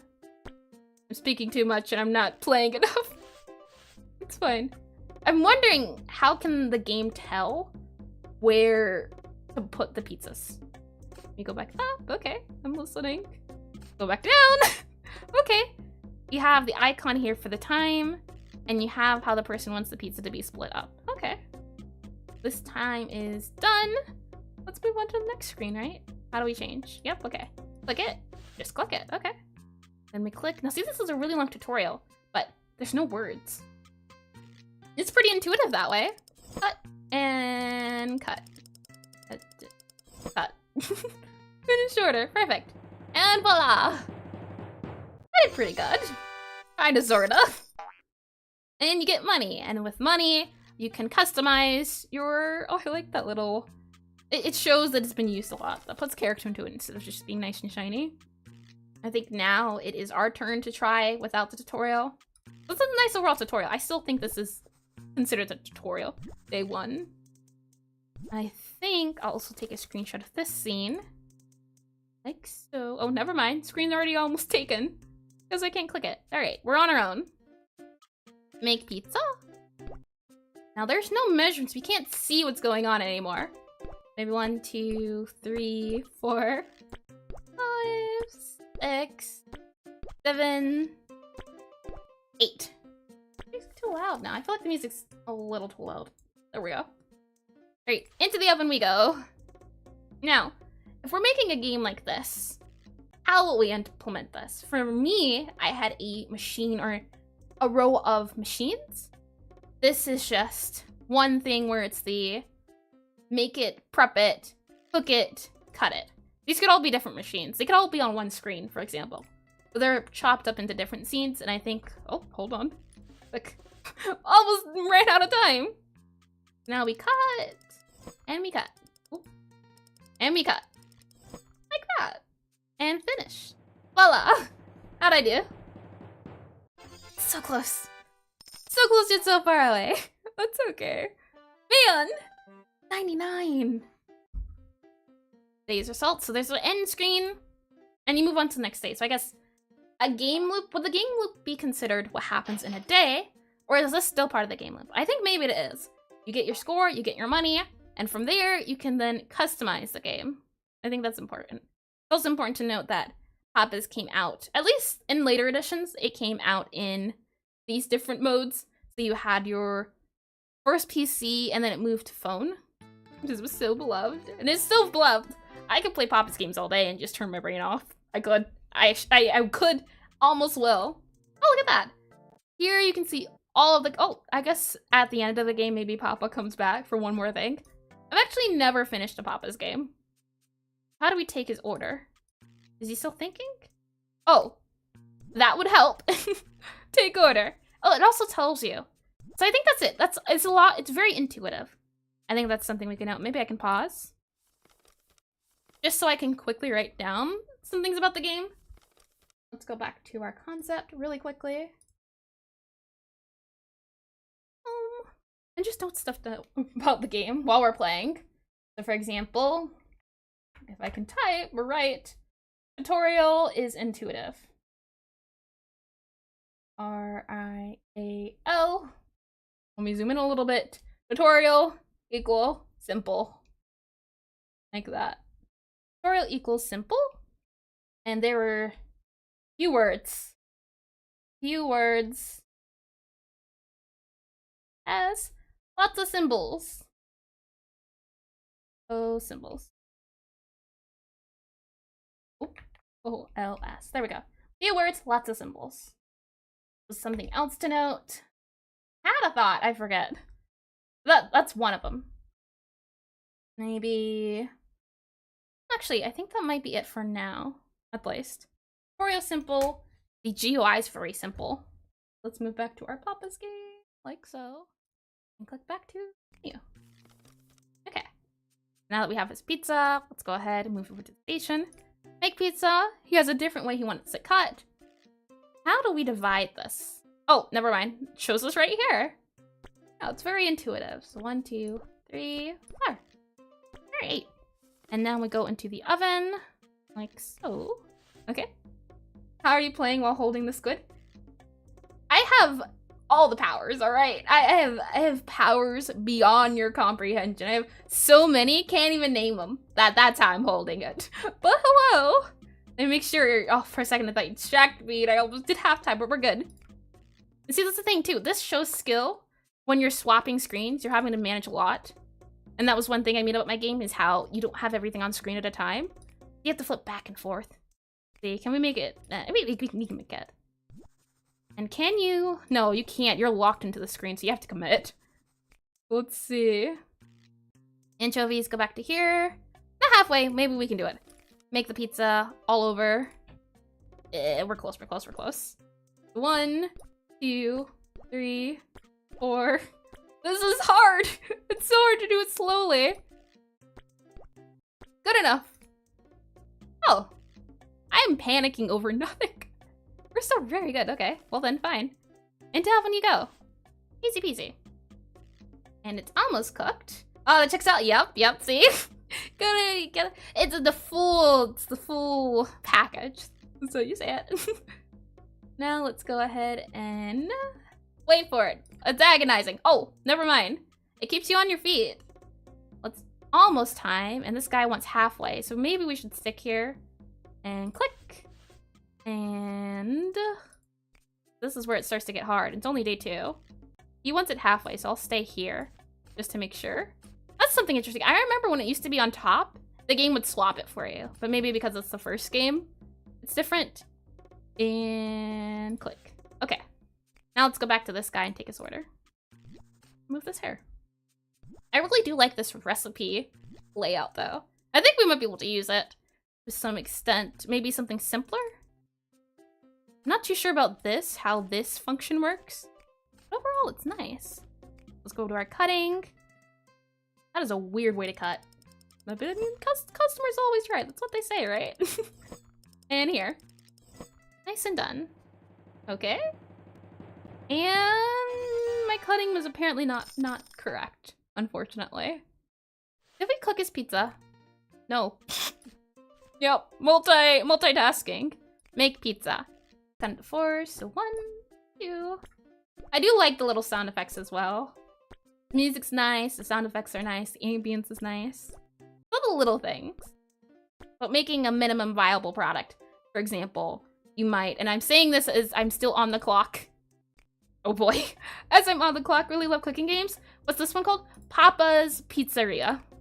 It is I would say the grandfather of all pizza games. Let me just cut this. It is so old to the fact that when they shut Flash down, this game was dead until someone had to go and make a... I can cut stuff. Go and make a new stuff. You can... Here, 1 second. I'm not sure if it's gonna link. We'll see. Buzz, link, copy link. Then I can do this. Hopefully that works. It takes a second, it seems. We've got one more guy in here. Another order? Really? Okay. Where's this pizza at? I thought I made his pizza. Apparently not. Weird. Oh, no, I did make his pizza. I didn't put it in the oven. Okay, then. Fine, I guess. Take order. All right. We're working. We're working through this slowly but surely. More pepperonis. But minimum viable product would be 1 ingredient instead of all of these. Get the ingredient working.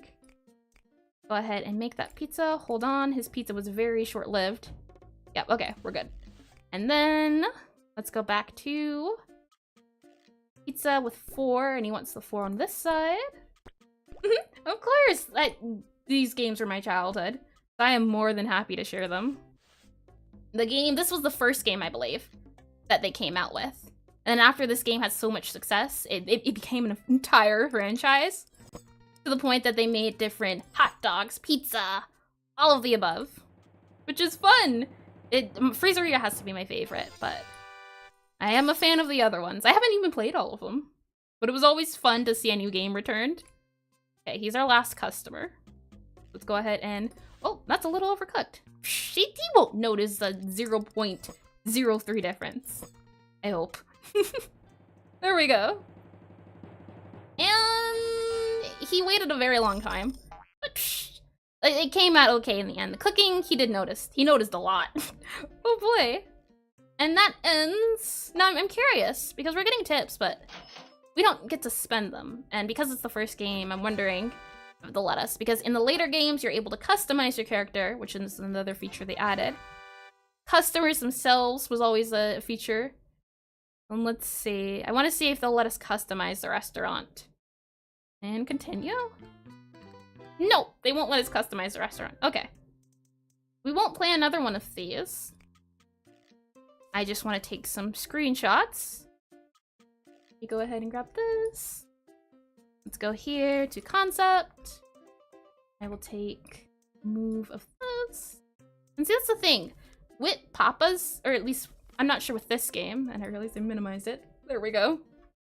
With Papa's, there was always upgrades. For example, you could, and that was one thing I wanted to do, but I ran out of time when I made my game. But upgrades, for example, an upgrade you can do for here is being able to see perfect outlines of where to put ingredients at.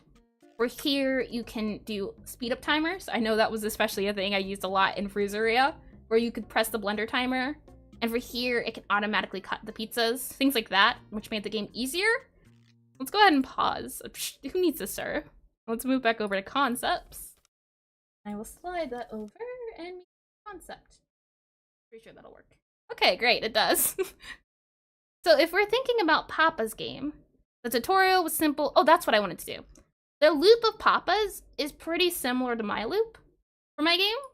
As I said, this was one of my inspirations. I didn't play Papa's before I made the game. I kind of just took what I remembered and made it. Let's copy and paste this and see. It's basically the same thing. You customer's order, player goes and makes the order. Let's just erase that. Oops. Goes and makes order. And let's grab all of that. Where's our grab? Player goes, makes order.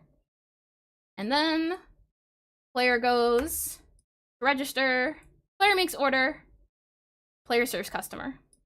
That's even smaller if we even make it even simpler. Player makes order, player serves customer. Making order is a very lengthy process, and you could add that in the loop. But I remember at least at one point where pizza didn't have anything on it. But you can cut the pizza. Some people don't want your pizzas cut. That's the customization behind it, and that's how you can change the difficulty. More ingredients, less ingredients. As far as the MVP is concerned, what makes, in the simplest form, how would you make this game? What would you need to make this game? And I think, let's see, you'd need to have these stations. you'd need to have your toppings. You'd need to have your, hold on, oops, minimizing it. Did I minimize concept? Okay, we're good. Let me go ahead and copy some of these screens and paste them in here. Go ahead and copy, and I can paste like so. And then I can go ahead and grab this one, also like so. And new screenshot, copy. Okay, and it goes here. Oops, Z, and then V. These are all the screens you play in the game. This is about it. You might consider maybe the ordering one different, and that music's, I can hear the music, and I also realize I don't have music. Let me pause the game, and let me add some music. There we go. Okay, these are our 4 screens.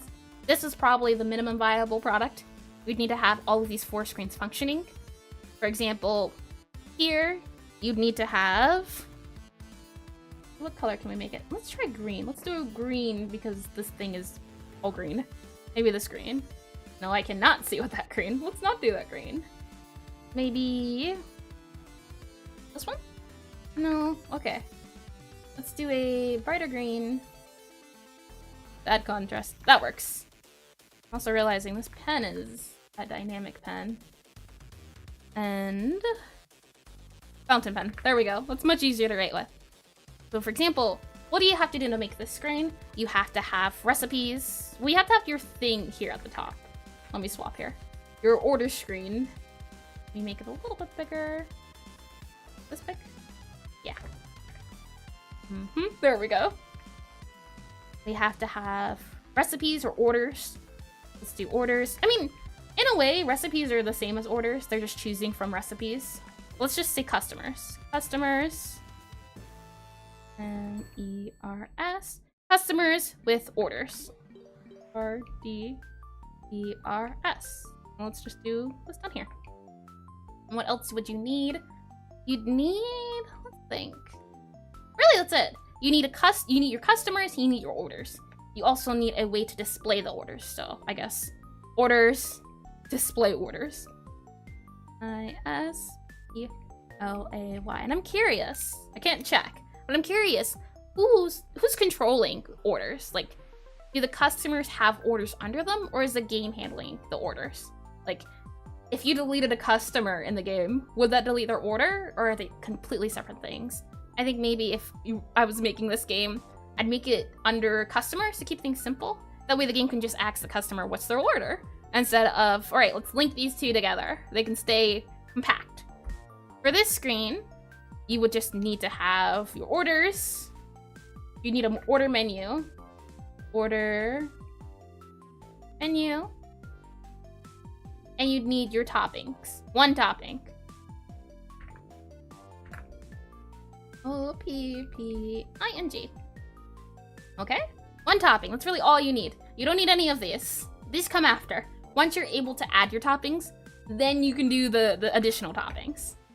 Here, it's as simple as having a timer. A timer, your order. I'll just erase this. It's obvious you have to have the order menu here. It's here in every single scene, so we don't even have to worry about it. We can just put that here. Order display. So for toppings, we need to have a timer. Let's draw that. Timer. Here, you have to have a way to cut the pizza. So a cutting mechanic. Cutting mechanic. M-E-C-H-A-N-I-C. Okay, cutting mechanic. I think that's what the game sums up to. Like I said, with the Papa's games, they kind of built on this. You had add-ons you can buy, upgrades you could do to make, for example, this timer easier. You had ways to make the cutting mechanic easier, and you had a way to make the topping mechanic easier. And I think that's how they made the game. They based them around the mechanics, the way the game works. For example, with Minecraft, the Minecraft mechanic is blocks. Block manipulation is how I would describe Minecraft's mechanics. So placing blocks, removing blocks, you get your tools to remove blocks, you get ways to place blocks, where can you place blocks at. It's a survival game, but Minecraft would be nothing without mining blocks and crafting blocks. But yeah, that's a good summary. For example, maybe portal. Portals are the mechanic. Without portal, there is no portal. That one's obvious. That one's easy. Now that we have that in turn, let's look at one more cookie game. This was another game. Now, for my game, I had this inspiration in mind. Let's move back over to Obsidian. I believe it's this.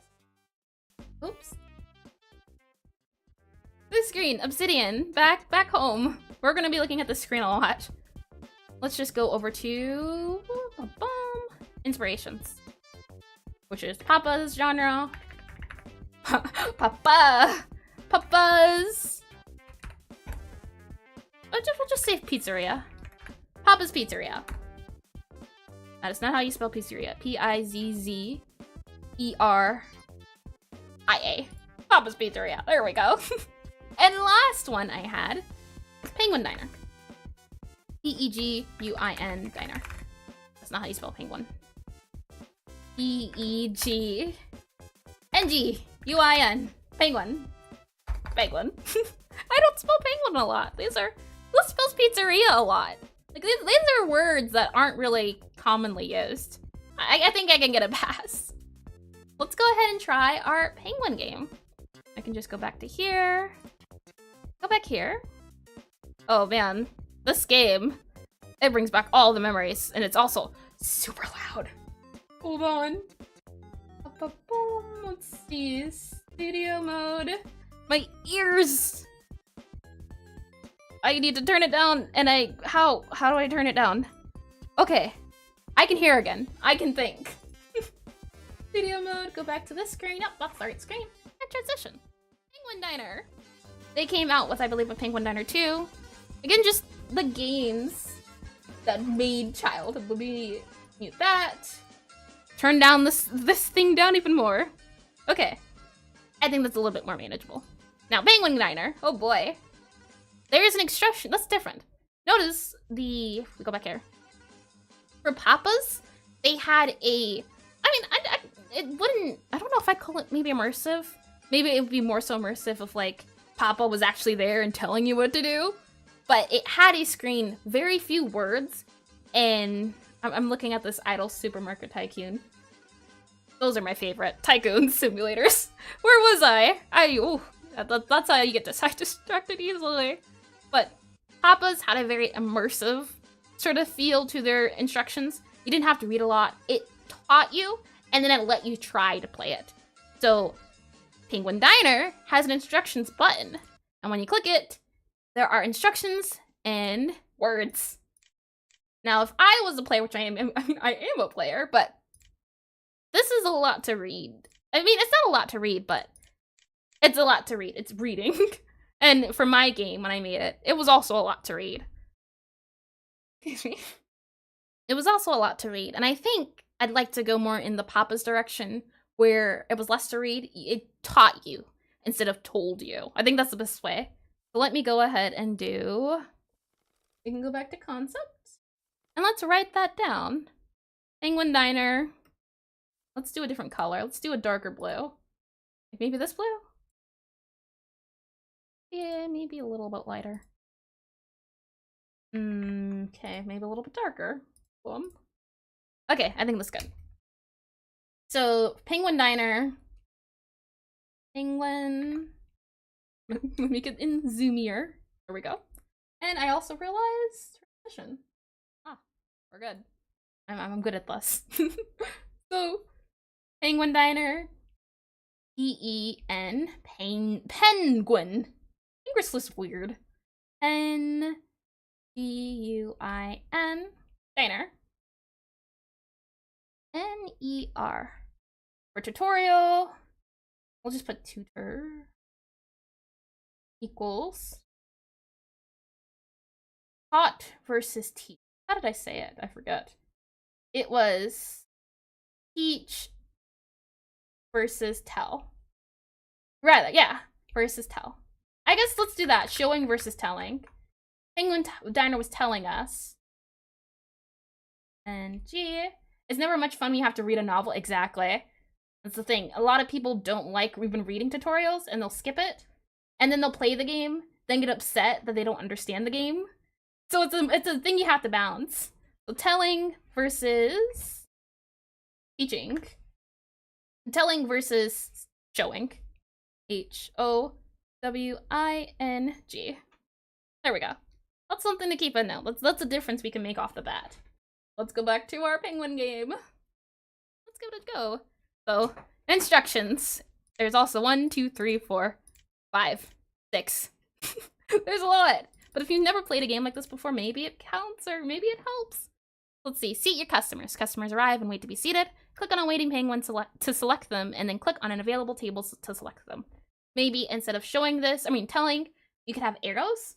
So you could have like a big, bright arrow, shining red arrow that's going up and down to say, hey, you need to click this, and then up and down, up and down, up and down, click here.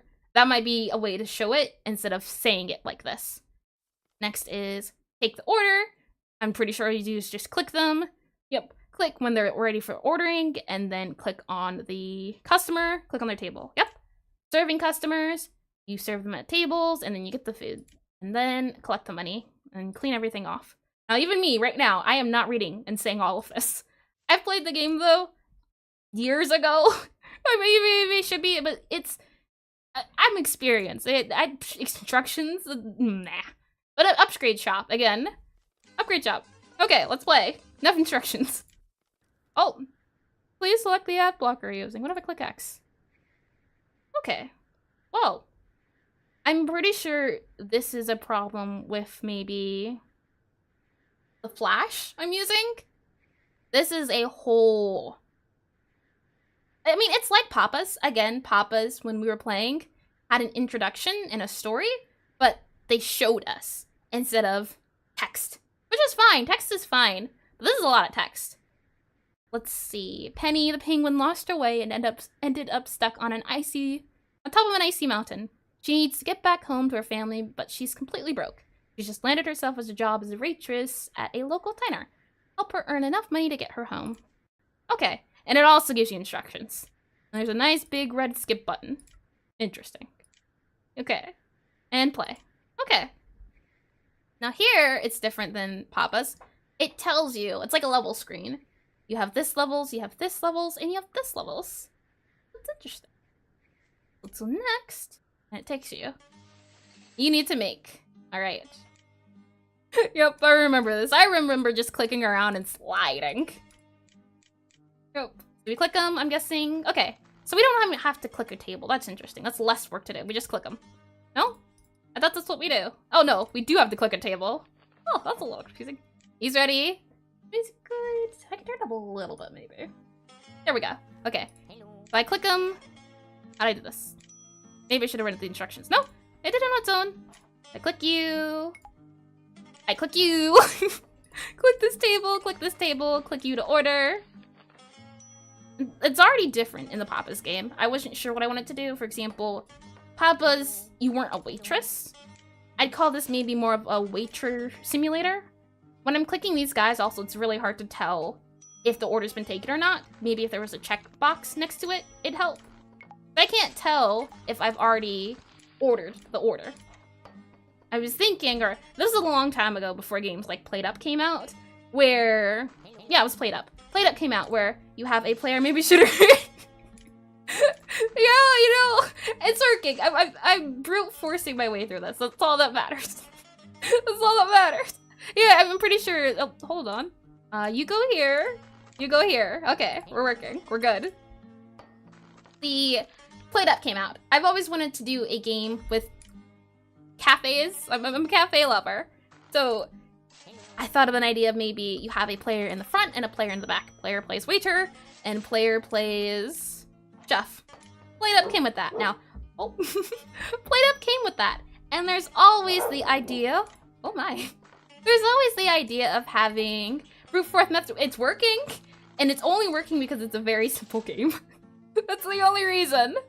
I can have to thank for this. Played Up came, well, it didn't come up with the idea, but it was the first to implement it, I'd say. And there's always improving on it. For example, with Played Up, it's, I believe, more about automation for that game. Here, it's simple in the idea of just clicking. There's no mouse I have to do, or not mouse, there's no keyboard I have to use. I just click, click, click, back and forth. For the game I was thinking about, I was thinking of someone having to walk around. Again, like Play Up and Overcooked are 2 games, but I didn't really like the feel of them. I didn't like the look of them either, so I didn't end up playing them. For this game, I want to make something simple. This is pretty simple. All it is customer enters, you have to see customer orders. Oh, I made money, look at that. Okay, and upgrades. Okay, I think that is enough information we can gather. I think. Let me do one more day. I still don't know the screen, because I don't believe I have an ad blocker on, but who knows? I will go ahead and do just a simple click of the screen to get the screenshot. And then we'll go ahead and do, so loop is, customer shows up. You love Played Up, Dinner Bros, Cook Serve Delicious was fun. It was a lot more realistic, which made it a little bit harder, but Cook Serve, they had a really nice slogan. Order. I've never heard of Dinner Bros though. Diner Bros? Dinner or diner? Let me click them. Simple though. Customer shows up. Customer, you have to seat the customer. After customer seated, customer orders. After customer's ordered, you have to serve them their food. After their food is served, you clean the table. That's about the loop. Would it be more complicated than Papa's? Maybe? It's, that's the thing, there's more steps involved, I'd say. But overall, it's still very simple. It's just a button you have to click. Versus with Papa's, you have to be very precise in your dragging and dropping. That's the skill part. Here, there's not much skill. I'd say there's not much skill expression. You could say time management is a skill expression, but at least in the early levels, I'm not seeing it. You're just clicking and you're moving. And click, move, quick move. I do like how she ice skates. I do like that. How in the 50s diners, how they use roller skates, but she's a penguin. It's, oh, wrong person. Because it's the 50s, it's because she's a penguin, she's using ice skates instead. That's cute, that's thematic. It's interesting that both of these had stories. I'm just clicking and dragging. There's a clock up here too to show you the time. It doesn't show you the exact time. I don't believe Papa did that. Maybe it did though. I'm able to just speak while also doing it. Dinner Bros is fun. It's like Overcooked and Played Up, but you could get upgrades like grabbing more than one ingredient. You are also slowly upgrading your restaurant. Ah, okay. I might have to give that a try. I too am a fan of just diner games. Diner food games where you get to manage things. And these were the games that made me a fan. I would always play them either in computer class or just after school. The games of my choice. Let's see, I've got one more person. It's interesting, I think the lighting outside also changed to indicate. That reminds me of Cook Serve Delicious. We have a successful day again. Pretty simple. And we have upgrades. Let me take an image. Screenshot of this upgrades page. Like this. There we go. Okay, let's move back to concept. I will go ahead and mute the game so I can't hear it. Get out of studio mode. And I will go ahead and like that. Let me go ahead and main menu. How do I mute it? My ears, not again. There we go. We're good. We're good. Okay. Let's see. Penguin Diner had 2 screens. Well, 1 screen really, when you think about it. You're not playing the chef, you're playing the waiter. That's what makes it really different than Papa's. Let's go ahead and think about it. What are we starting off at? Our screens, we only had 1 screen. And in this screen, you had 2. I'm sure it's blue. I used blue, right? Yeah, okay. Go back and use this color and we drag to blue. There we go. Nope, didn't do it. Let's try it again. Drag to blue. Okay, we're good. So the game loop of penguins was customer comes, customer arrives. Customer arrives. C-O-S-T-O-M-E. Oops. M-E-R arrives. Oh.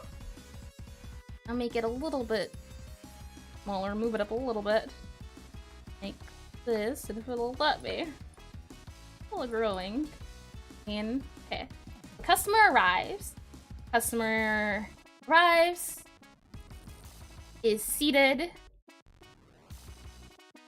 Is seated. Then orders. E-E-R-S. After they order, meal must be then given to customer. So player E-R serves S. Player serves customer. Player cleans table. Player R cleans table. That's about all. I mean, we can add in here upgrades. Upgrade. That's about it. So I'd say that's the game loop. Is customer arrives, you seat the customer, they order their food, you get their food, you serve them their food, then after the customer leaves, you clean the table. Rinse and repeat. I'd call that the game loop. Let me make sure. If I go back to our obsidian. Oh, do I have the loop? No, okay, I don't have the loop for Papas. We'll just keep this here. Next up, let's talk about the MVP. So if I was making this game, this Penguin Diners game, what would I need to make it as small as possible? What are the steps I'd have to take? And that would be really, I would consider these tables containers maybe, because the tables can be their own things. I think having a functioning table that has different states is important. Let's see. We could do, what color could we do? Maybe this color? Yeah, that works. Okay. So for the MVP, I think it's important to have a table. Draw the table like this. Little table. Table. Well, here. It has to be seatable. I hope that's a word. Seatable. As in, customer has to be able to sit at it. The table needs to be able to be... it needs to have a way to keep track of who's at it. It needs to be seatable. It needs to have a way to have the menu on it. So, place to have food. How would you say that? Food slot. Let's just call it a food slot. Food slot. Truthfully, let's just say the slots. The table has to have slots. Oops. So for example, lots. Which just means it needs a customer slot or a food slot. And it also needs a tip slot. Hey, that's the table taken care of. You also need the customer. Let's just write on here customer. Oh, T-O-M-E-R. Now, how did I write the... Well, the customer needs an order. Let's just write that. Customer needs an order. And we could also put in here a timer. I don't know if I did that for Papa's. Customer order display. That was the display up here. Let's just say customers order... No, it was a display out here. So let's move this display out a little bit. Like so. Display was part of the game. Like a really big part, the UI. The customer needs an order. And the customer also needs... I wish there was a way to eyedrop. I know I said it, but still trying to work out the buttons. For now, I'll just use this. Call it a day. Order here. So they have to have an order and also a timer. A patience meter. There we go. I think that also works for this game. Customer, order, and patience meter. Go ahead and select. Here. Customer, order, timer. Like so. We have a customer, order, timer. We have the table. This is pretty simple in a way, I guess. Because after they order, all the food does is show up. So we need a counter that places counter to hold ordered food. So We'll just do counter for food. I don't know where that S came from. For food. Like that. Counter for food. We also need... I mean, you don't really need points. Points are important, but... yeah, we're making the minimum. I really don't think you'd need... you could do with this upgrade stuff later, really. This money stuff is also... I mean, we'll just say a scoreboard. Let's call it that. A scoreboard. Score... board. Because this is the condition on whether you win or lose or not. We have a scoreboard, and we have the player. And all the player needs to do is move, really. Player needs to be able to select things. Select really any of these makes the player. Player has to select one of those. And they also need a way to move. Movement. E-E-M-E-N-T. Ah, okay. I think that describes the diner. In a way, it sounds more complicated, but I think implementing it, Papa's is harder, truth be told, because you have to come up with the positioning. I'm not even sure you would start with figuring out how to tell the computer the closer this is, or maybe you can do that, like a sort of calculation where it's like a ratio or a meter. For example, this is your pizza. That's your pizza. That's your pizza. This is your slice has to go here, for example. But maybe there's a sort of radius, like here, an invisible radius. And if the player places it closer, they get better score. Maybe that's how they do it, if I had to guess. Where this is closer to the score, this is 100%. So depending on your score would be, how many did you get in the radius? How close did you get in the radius? If I were to do it, that's my guess. I'm curious to see what the answer is. I'll keep this here, just as a side note. I'll put it there. Maybe this is like 0% accuracy. As for here, the timers are pretty simple. You just have timers that match up here, and on your order, you have a timer area. Then on here, cutting mechanic. How would you do a cutting mechanic? Okay, I'm not gonna draw another circle. I'm just gonna copy said circle and put that there. That's what you... I got new music today, but I'm not too sure on the field. It's like, I want game jams, gamey music, and these are more official soundtracks. I want to spend a day just gathering a lot of music from different creators, such as yourself, and making a playlist that way. I think that'd be nice. But for now, this is what we've got to work with until I'm able to set aside some time. Cause I do like remixes of original songs, but I like more of a gamey feel. I do like it. Let's see. Cutting it, maybe it's the same way where... Oops. I slid my whole thing down. What color did I use? Okay, we'll just use red to emphasize our point. Here we have... Okay, I was hoping by pressing a button it would lock. It does not lock. We'll just do a line like that, for example, of the thing, and then maybe there's a radius. Goes around it.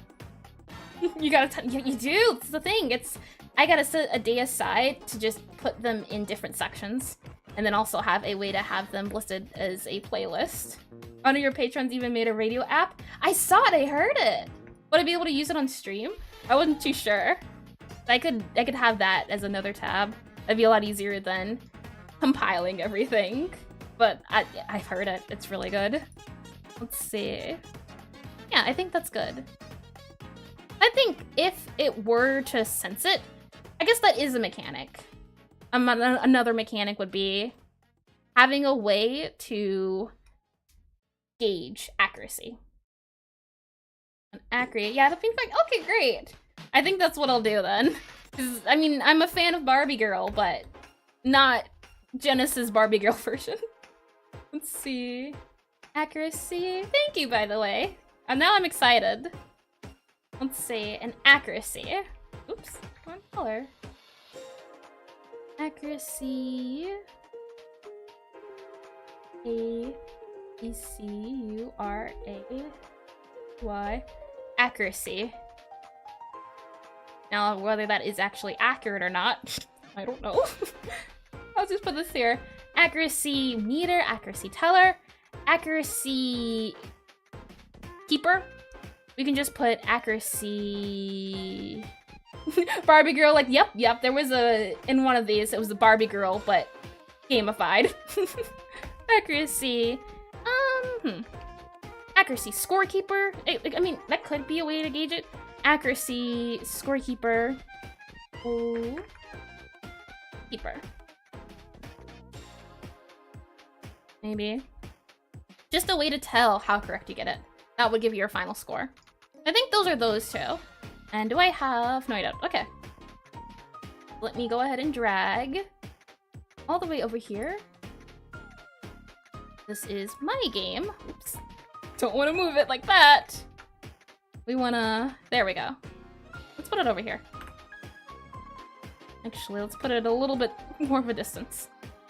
As far as my game's concerned, I need a way... Well, actually, let's do that. Let's come up with some colors. Do purple. Feels in tune with branding. Go with... Here. Yeah, okay, I like that color. Rubber pen. What are the mechanics? What's the minimum viable product to make this? For mine, and I just want to make sure I didn't abbreviate that. No, okay. For this, I need a kitchen screen. E-C-H. A kitchen. E-C-H. E-N. And a register. Screen. We need customers. We need machines. So in the kitchen, we have, and I will go ahead and separate this a little bit. Put it all and move that. So in our kitchen, we have our customers. No, our register. Register has customers, like that. Customers. And RS. And our customers have an order. And they also have a timer. For this game, you also need an overall game. And I guess, I mean, that in a way, that is the timekeeper. You have the day. It's the general day, which keeps track of time. The timer. So we'll just call it day timer. And in the kitchen, you have your recipes. Like so. Herb's probably get it right. The thought that counts. R-E-C-I. Okay, yeah, no, I'm just gonna double check. Okay, yeah, that is how you spell it. R-E-C-I-P-E. Okay, we're all good. You have your kitchen, you have your recipes, and you have your machines. You also need a way to hold an ES. You also need a way to... You need a, what's it called? A counter. You need a counter, in my case I called it a bowl. Like a counter to arrange your food, to put it in the machines. And on here, you need plates to hold the food in. Let's just move, actually. Let's move this down. Oops. I forgot about all of those little lines we made. Slide it all the way down there. Then, let's make plates. Okay. I think that's good. Well, now with all of this said, we've got our inspiration. We've got the game I had. I want to try making something new. Because as it stands, I mean, I like the game. I like it for what it was. I like it for what it could be. And now I want to try remaking the game with graphics. And actually, let me go to my itch and pull up a screenshot of the game. Since we already have the screenshots of the other game. There we go. It's so weird to just type in my name in an itch and just see it. That's so cool. I'll be excited when I can have a whole list of games. Oh, Here's one game screen. And let me see if I have another picture of it. I think, okay, good. I do. Copy. Perfect. And let me go ahead and do this. These are the game screens. You have your register and you have your kitchen. These were the machines. There we go. These were the machines. You made your dishes down here. These were your recipes. These were your controls. Because there were so many controls you could forget. These were your plates, and that was your timetable. And here, it transferred to your recipes, your controls, your plates, the timetable, and your customers. That about sums it up. And the customers had their orders, they had positions so you could type. And I want to make something semi to this, but different. Now, where to start? I mean, I think that's the fun part. Coming up with ideas and brainstorming. It just comes down to preference on how people make their games. I like drawing things out usually, or coming up with similarities. For example, this is, I think it would be fun to keep it as A, and I think maybe I saved it on our obsidian thing. Okay. The hook for my original game, oh, okay, I can't do it like that. What's this plus button do? Okay. Wish there was a way to write typing, but that's okay. I'll just take a screenshot. Go ahead and here. And then there, like I typed it out. Oops. How do I keep scale? Left. Okay. That works out. Alright, so tagline or hook is a game where you serve customers by typing. It was made with ASCII, and you type buttons used. I think that could be fun. And I was thinking about this the other day, is maybe we could use the character from the previous Gabriella, where she wanted to make her own cafe. Maybe we could tie her into this to expand on it. That could be fun. Let me go ahead and grab her. Pull her from the existence of the void. If I can find her. Where'd she go? There's somewhere. Okay, there we go. Now I'll pull her here. Yeah, that's what I'm thinking, because she does want to be a chef. And right now, at least, in as far as I've seen, most cafe games are cutesy and cats and pink, and I thought about doing that, but I think maybe what we could do is make it more gothic and spooky, where maybe she rented out, her dream of becoming a baker is coming true. Yeah! Maybe the idea for the game is she comes across an abandoned mansion or something, or abandoned cafe, and her goal is to, this is her story maybe, her goal is to renovate it. And so during the game, the more customers you serve, the more renovations you can make, until at the end of the game, she has made her dream cafe. That could be interesting. The typing aspect, I think, could come into play where maybe she's serving people, but people are afraid of ghosts, so maybe there's this sort of, I really should be writing this. Let me go over here. Like this. Ooh, haunted. Let's make it. Okay, let me zoom in, maybe. Oh, this sounds fun. Yeah, I thought because it's different, that could make people more curious about it. So haunted house, haunted building. Let's just do that. Haunted building. Oops. B-U-I-L-D-I-N-G. Haunted building that you would be able to upgrade with money. Upgrade. D-R-A-D-E. With money. Let's do a W. Money. You can upgrade with money. I was also thinking, because even in other games like Cook Serve Delicious, you have to do things like clean. I mean, even in the Penguin game, you had tips. We could bring in the ghost aspect maybe to make it more spooky. Maybe what you have to do is manage serving customers while also ghost busting your own building. So you have to go back and forth between managing ghosts and managing people. Maybe the more ghosts that appear, the less likely customers are to appear. So you have to keep the ghosts down in a manageable rate where customers can't notice the ghost. Maybe some upgrades could be getting candles put out for ghosts to keep them away at bay for a little bit. But you have to upgrade the candles and the time. The important thing is we keep in mind scope. I want this to be a bigger game than the one I made. I don't want it to be more of a mini game, one like I've made in the past. I want it to be a little bit more bigger. Not too big, a little bit bigger. Let's see. Maybe a ghost mechanic.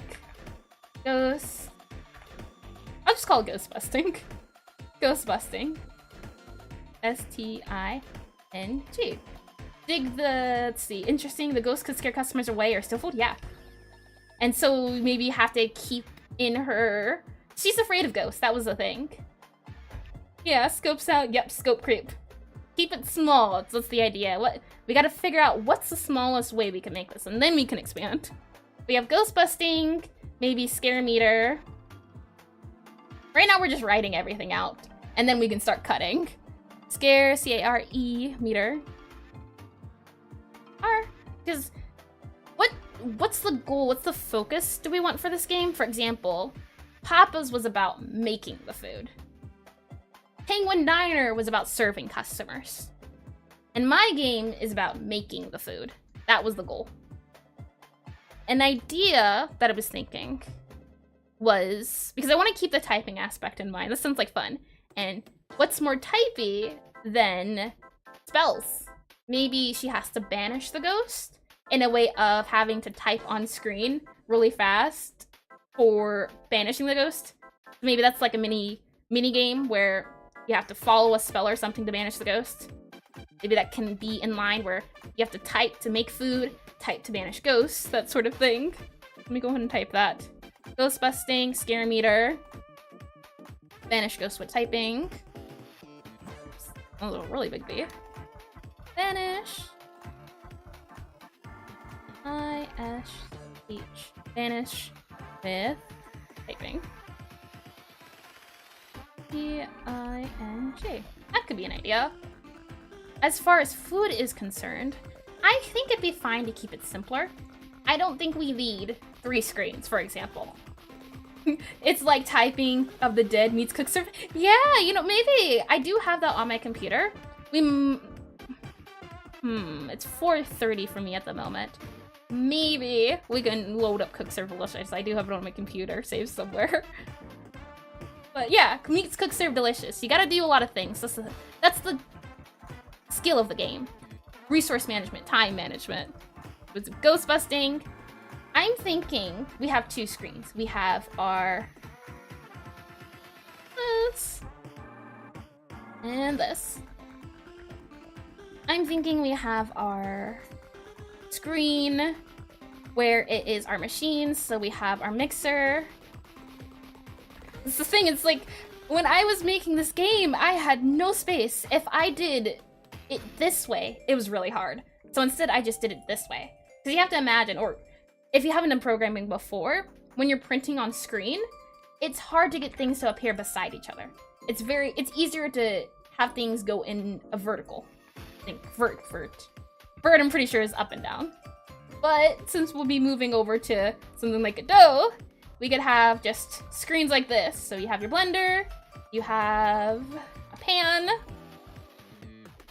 you have... We could keep it to the same amount of, what was it? Same amount of tools, maybe 3 or 2, depending on how we want to do this. I had a pan and an oven. That was the thing. And an oven with buttons and a little window. Maybe our orders can go up here, like that. There's always also changing the perception of the screen. For example, maybe it's more of a... I'm doing this by eye, so it might look a little bit funny. But more so of a perspective like this, we're looking down. So you have your mixer here, like this. You have your pan. Maybe this is the stove. You can open the stove like this. And you have the lines that open the stove. Okay, that doesn't look too right. This is your handle. This will be inside the stove with the lines for the inside. And then you have on here your pan. That with hot and your smoked goods with your eye. sort of more of a front-facing perspective with like a block here. This. It's more of a perspective of like this. That's the idea here. Like this. Maybe a little less tilted. It's something where you can see this top instead of looking at it straight on. I think that would just come down to art design. We could have the serving stuff at the top maybe. Or maybe if we're having empty space, we could put it here. Depends. I'll just put that up here for now. These are kind of just ideas we're throwing out. We have the orders up there. As far as the serving screen is concerned, I think it would be good to take some inspiration. So for that, one moment, we're gonna pull up the Penguin Diner. We're gonna drag this down here. We're gonna grab, let's see, what other games are like this? I don't believe Cookster Delicious looks like that. And that's the thing, it's like, do we want the player to be able to control the sprite? I think it would be cute to have a little sprite running around to do things, but it could be simpler to do like what Penguin Diner did, where you weren't WASD controlling, you were just clicking things. The issue with that is, let me go back to concept before I type it in, because all you have to do is click, and she would pathfind her way. If you're controlling, you'd have to think about collision, so I mean, I guess that's something to think about later. How do you control the character? Do you just click on objects and have the player move there? Or does the player have to WASD? And I think maybe if we do the WASD method, it'd be better because you're already hands on the keyboard. How much typing can we implement? Because I think making it a heavy typing game could be fun. It could set it apart, the typing of the dead meets cooking serve delicious. Let's see. Another game. Let me see what the one you mentioned. Dinner Bros. Dinner Bros. Oh, yeah, I see it. That's adorable. Copy. And paste. On here. And that's the thing as well. If we do it, this is a 3D environment. I want to make a 2D game for sure. There's probably a way to do this in 2D, and I'm thinking, let's see, play up. I'm sure there's definitely a way to do this 2D top-down. Making Gabrielle's Bakery Desire into a game. That's what I'm thinking. I have the idea. It was either yesterday or the day before. Because we already have an interesting character. I like the idea. The idea, at least at the moment, is she finds an abandoned building that she has to, over time, over the course of the game, upgrade to make into her dream bakery, but it's haunted. But welcome, Vessa. But here are some game screens. These are all 3D. Oh, 3D, 2D. I want to make a 2D game. I'm trying to think of any other games that are in this way where you can see the kitchen. We can add Overcooked on here. Overcooked. That's another one. Copy. And paste. And okay, we're good. First thing before the W. Yeah, you'd have to enter a typing mode that stops movement or something. Yeah. If we do it sort of typing mode, I think the less we have to stop the player from moving with their hand. Like when you have two hands on the keyboard, cute Ghost Waiter, maybe that's a character we could add or something. Because you gotta remember, she's afraid of Ghost. So maybe over time, she builds up a relationship with Ghost or something. But I also want to make sure we keep it small. But when you're doing hands typing on keyboard, you then have to put keyboard on hand. I mean, hand on mouse. So maybe one-handed typing, something? I don't know. I think garbled mess with two hands is fun, but if you have to use your mouse, maybe it's keyboard typing with one hand on the side. These are screens. Let me go ahead and select and move this down a little bit. And we'll also copy this. Oops. Copy. Actually, we'll move it. Maybe make it a little bit bigger. And now, but I think cute, adorable waiter. Yeah, that sounds cute. Ghosts are always adorable if you make them cute enough. They can be some really haunting ghosts. Okay. Maybe, I'm thinking. Are there any top-down, what if the ghosts are obstacles? Yep, that's what we were thinking. Just joining, so maybe you're not fully aware. Nope, you are right on track. Or we were thinking maybe the ghost appear here, where is it at? Ghost busting. Maybe she has to ghost bust as an obstacle. The ghost can scare Patreons and she has to banish them with magic. Maybe the ghost could haunt materials or objects. It's a typing. That's the idea. The focus is on typing and cafe.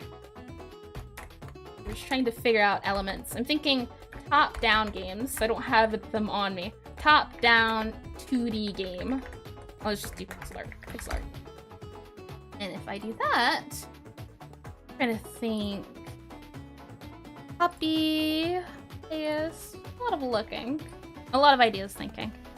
Well, I want to make this game in like maybe 3 months. 3 months if I'm streaming 2 days a week. Maybe, let's see, 2 days a week, 3 months, so that's 4 weeks. 12 plus 12 times 2 times 4. That's 4 hours, so 8 hours a week times 12. Oh, I gotta write it down before easier. I think maybe it would depend if because I'm not sure if I want to do programming off or on screen quite yet. It's always fun to watch people make it. I want to make a small game, but I don't want it to be mini game.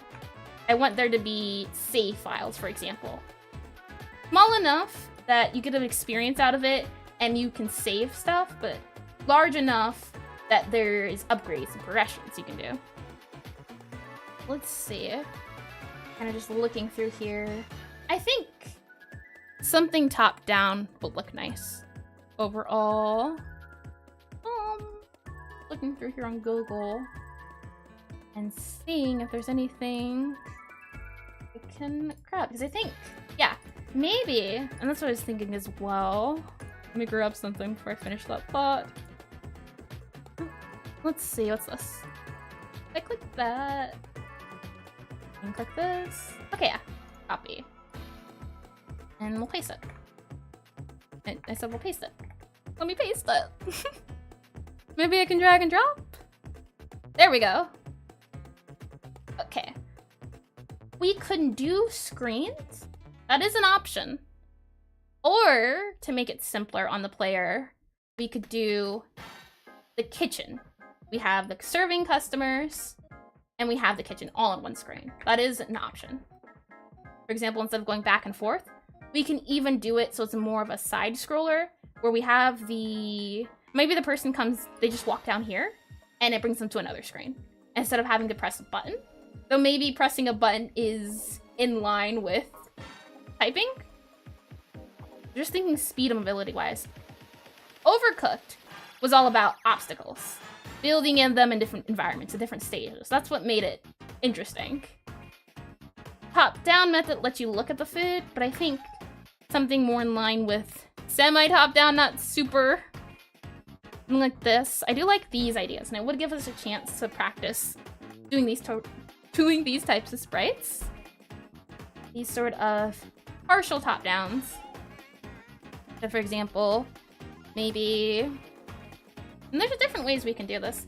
I do like having the idea of the recipes at the top. Maybe we can have the recipes at the bottom. Maybe there's a bottom of the screen and then, yeah, let me just wait. So maybe we can have the orders here, like this entire thing is UI, and this is game. Then we could have the cafe here with the seats. Maybe you can buy more seats, or maybe there's a default amount. This would be the front of the store. This. And then you have the kitchen. Maybe this is the counter. And this is kitchen. So maybe you have your counters here.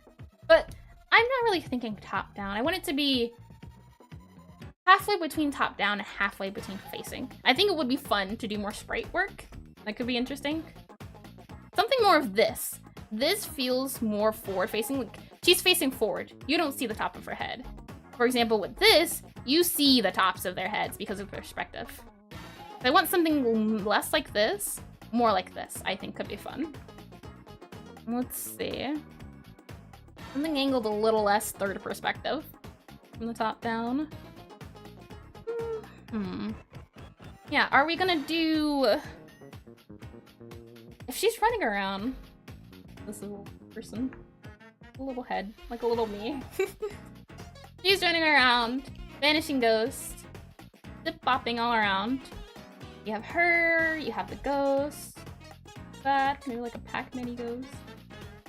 Guys. Got that guy going around, and then you have your customers. This is the thing. I want you to feel a sense of progression.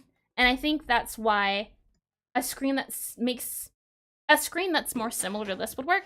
Because imagine if we're doing a haunted house feel to everything, we could make these broken mirrors. Not broken mirrors. We can make these broken windows. Broken and battered windows. So you would be able to see your progression over time with the windows getting replaced. I think that would be better than having something more zoomed out, per se. I don't know. More of a just jumbling everything around in the mind and thinking. Let's see. We could always try and go back and see. You can see up here, they have the menus this way in types of order. As far as clicking is concerned, maybe to keep in line with Magic, we don't even use this. Maybe we can forgo the machines altogether. That is an option. Maybe instead, again, with the Magic idea, it's a room of... What was this? A pot. Big pot. And you have to type stuff in here, then press enter. Enter button. And it makes something. Makes something like up here. A poof of smoke. Sort of idea. And then it makes your item. And then you can put it on a table to see how to make a cup. Full straw. Makes your item. Better than this idea? I think, again, it would set things apart instead of your mixer and your upgrades. But now, how would you upgrade it is the thing. Maybe you can get faster cauldrons as upgrades. Maybe you can... See, I played a game recently called Lemon Cake, where you can change the menu. Now, that's a whole entire different system. But it was also a very fast game. It was super speedy, super fast. But I'm thinking something like that, maybe, where it's... Maybe you can change the menu, maybe you can upgrade the menu. There's a lot of different options. Well, a lot of different options mean big scope creep. And we want to keep things small, at least for now. It's fun to think of ideas, but what can we make to start out? And if we want to keep in line with the cafe game where you serve customers by typing, I think going down a route of spellcasting and magic could be fun. Magic-y, goth-like, maybe... What was the perspective of Undertale? 1 second. Undertale screenshot. Let's take a look. Let's do... Yeah, okay, here. Maybe we do something like this. If it'll let me paste. It won't. That's fine. I figured out a way around it. We're all good. Maybe I can find a better image. No, is it shift? Ah, shift. Shift scales it. Let me see if I can find a better image of it. Like here. No, not that one. This one. This one's a little bit better. I think that's the genocide route of railways where no one's playing.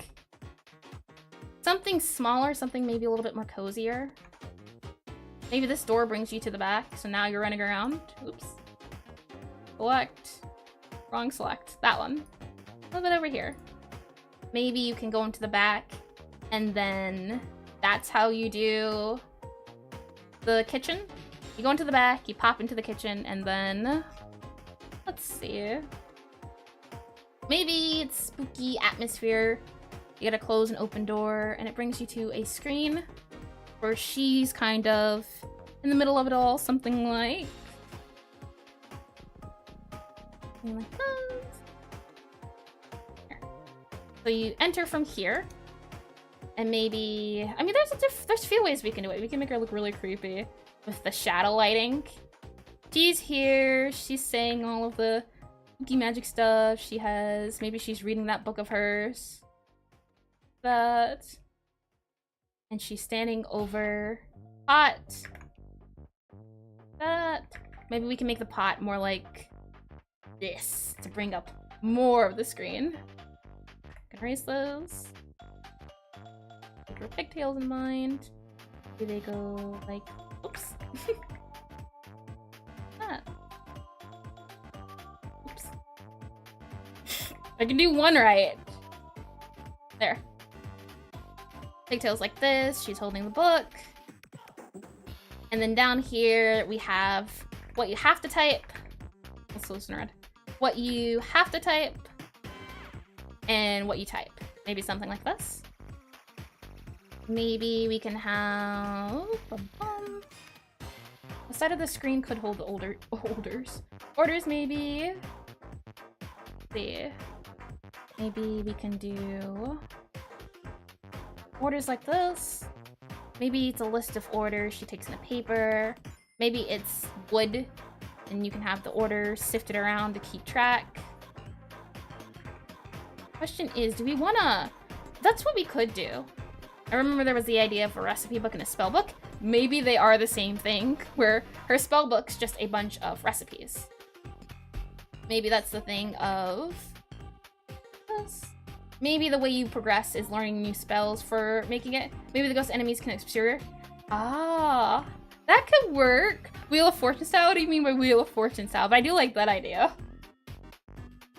We've got a thing to look up.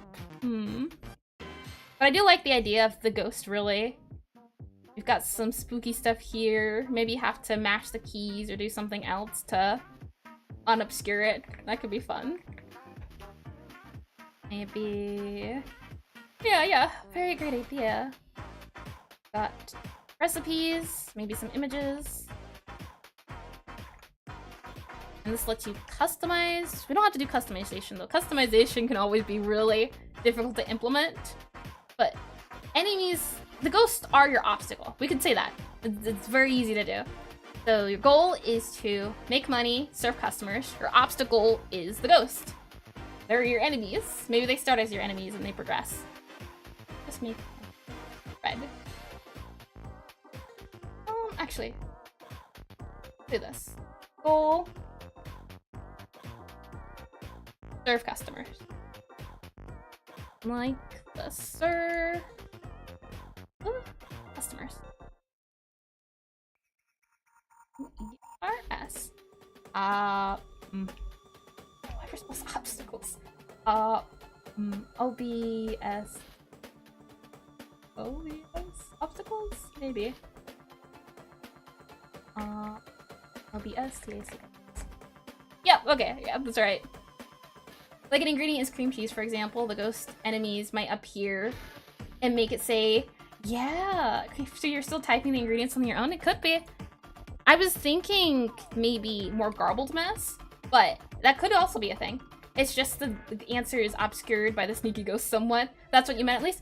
I get it what you mean now as far as the... What was it? The Wheel of Fortune style? Where you have to fill in the blank.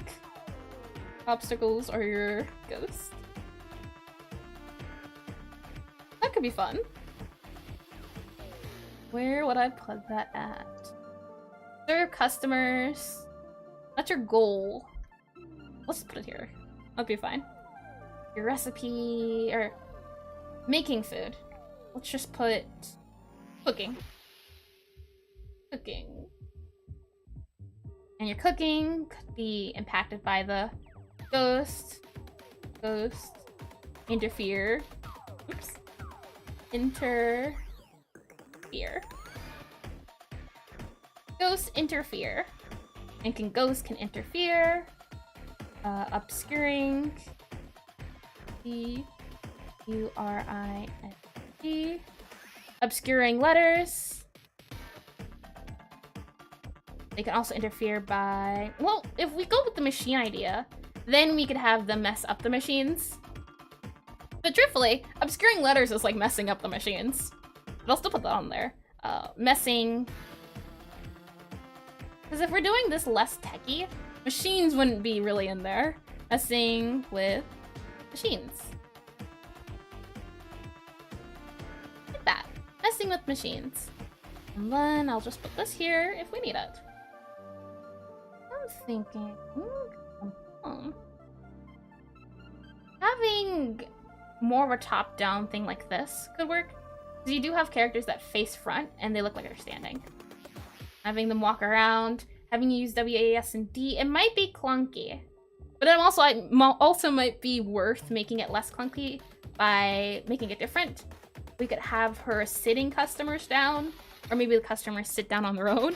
Maybe you start by sitting the customers down, and maybe you get that ghost friend who then becomes your waiter and they automatically set things down. That could be interesting. Oh, let's see. Ghosts come in. If we were to make a pseudo screen, this. You have your tables. Make them not round to begin with. Your tables. But you have your entrance. This is the thing. I want the windows. Haunted castle. Let me see. Start game. Haunted castle. How could we do that? We could always drop the idea, but I think it would be fun to see upgrades.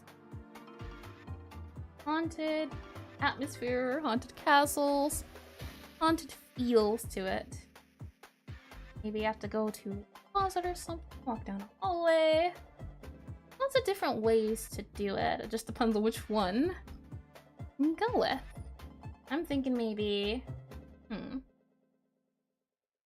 This one's interesting.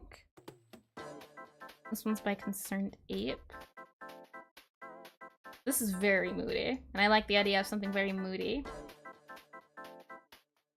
If we're keeping... It also depends on if we're keeping it one screen. But I think 2 screens. We have our restaurant and our back kitchen area.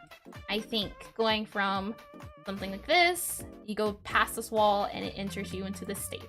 I think that's good. Atmosphere feeling. You have your back wall. Move your side wall. Back wall lines up with your windows. We'll just do this for now. This. Maybe your windows have your lights. So, lights like that. And maybe your other walls. Oops. These are great lines. Oh! Oh! That works. Thicker line. Yep. Maybe something like this. The customers can enter here. Oops. Enter through here. Just do like this. Then we can have people seated at the tables. Maybe that makes it easier to seat them by having them not be in the way. That way all you have to do is walk up like this. And they have their seats here. Make this a little bit of a different color. You have your seats. This. That. To make it easier to navigate. Maybe there's 2 more seats here. You want to give them a lot of space to work with. There could also be seats down here. There's a little bit of space. I think this might be too many seats. One of the things that's going to be tricky is testing the difficulty. But for now, something like that I think is good. These could be booth seats we can make that go into the booth ideas. It'll also help us with figuring out the feel. We might be able to get away with making a roof we can see, possibly. This is our front. Trying to see. We won't need a counter. That's not needed. We just need a way to... let's see. Here, it's just a register. Here, and the papas. It's also a register. We're not worrying about accuracy. The accuracy is with typing. So maybe go here. Maybe past here. Maybe the customers don't know she's magical. That could be an idea. You go down here. You go down this long hallway. Directly down here. And in this long hallway, maybe it's like a supply closet or something. There. That's your supply closet. You go down this long hallway, but we're not gonna make it long. You go into this room. And this room brings you to a screen. Make it update. Yeah, we'll do it like this. If it'll let me write. It brings you into this room, and from that room... No, see, that's the thing. It's like, if we're taking orders, how are we saving these orders? Does the player have to remember the orders, or... And that's the thing. I think because we're basing it around typing, we don't need to remember orders, maybe. We could always change it later. But for now, maybe we don't even need to remember to have orders on screen. We just need a way to keep in mind what they order. So I guess no, we do have a need to remember the orders. You have your customer here. We'll make what color can we make? The nice yellow to contrast the purple. You have your customer. They're leaning in. Maybe they've got their hands ready for food, and they have their bubble for they want to eat. Something like that. And this would be the game screen. So the game screen's this big. Maybe this is the top of the screen with your orders, you can see. A work in progress. Or maybe we could just have the icon. So for example, it is your drink. This and a little line, a little drink. And that's all you have to remember. You can borrow from the overcooked and just have the order tickets pop up. That's what I was thinking. Something at the top like this. But that might be too big. I mean, it could be something as simple as this. For the screen. This is the screen. This is what the computer's saying. Something like this. With everything else in black. You can always make some mock-ups. Maybe we should make some mock-ups. I'm thinking, because when you go into this room here, it changes the screen. We could always have, like you said, up here. Maybe the player has to, yeah, doesn't have to take up a ton of space. And then we have our order here with our little drink. Like that. Order number 1. And let's also add a ghost in here. The little spooky ghost. Spooky ghost. Oh, happy spooky ghost. Very spooky. You go into this room here, and from that room you get maybe the screen.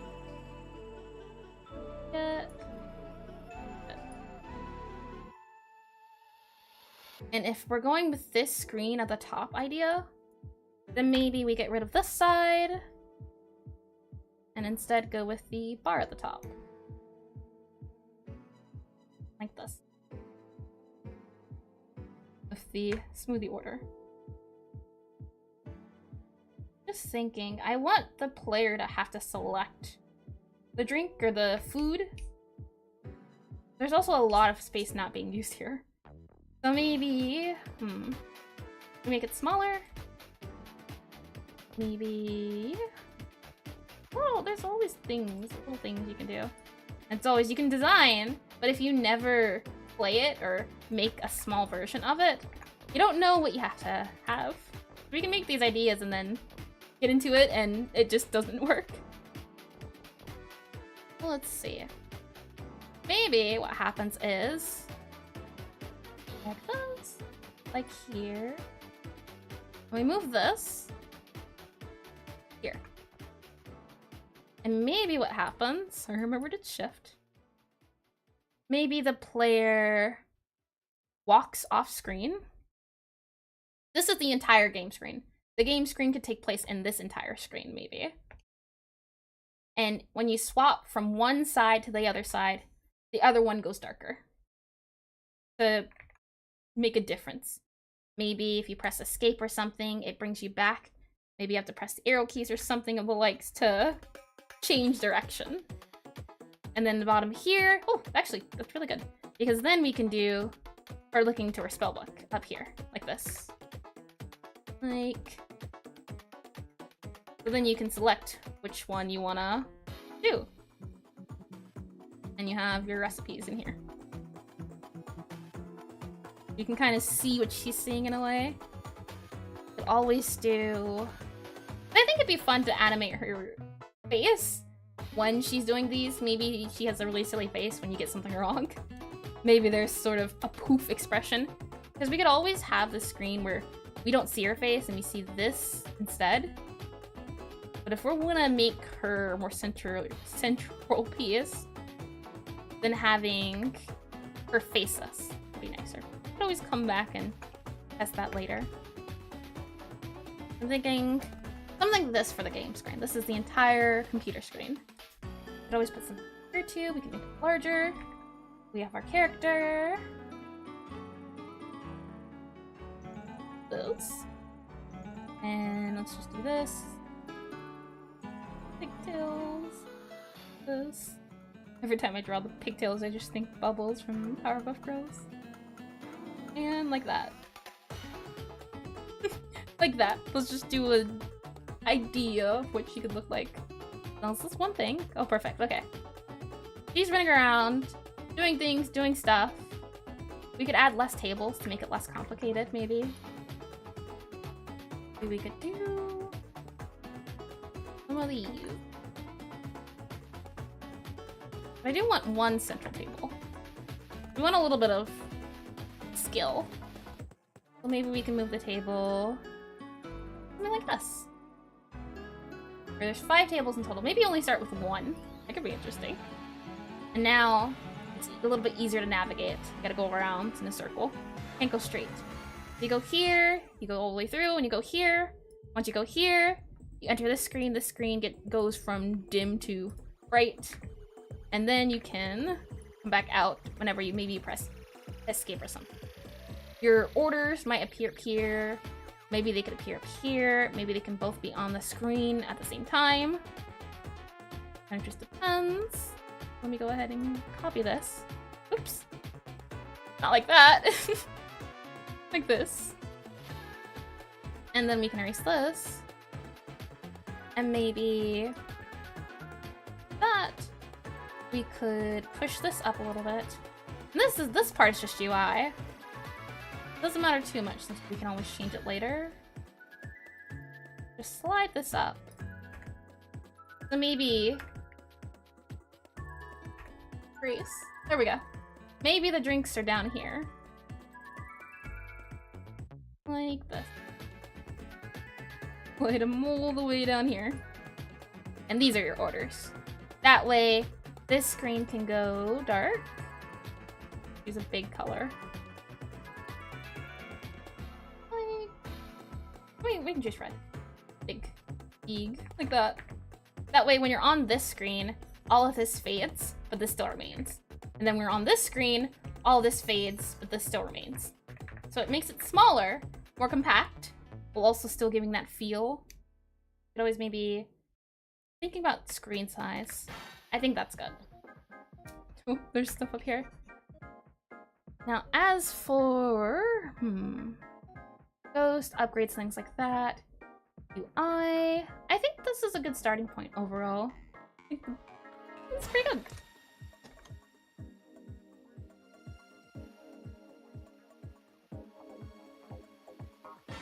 Here we go. Water break. So if we're going off of this, now let's think about what we have to do to start out our minimum viable product. I'm thinking, what is important to the game? What do we need most? We go back to that 7 that we had about this big. There we go. Okay. Our MVP. Our MVP, our game loop. Oops.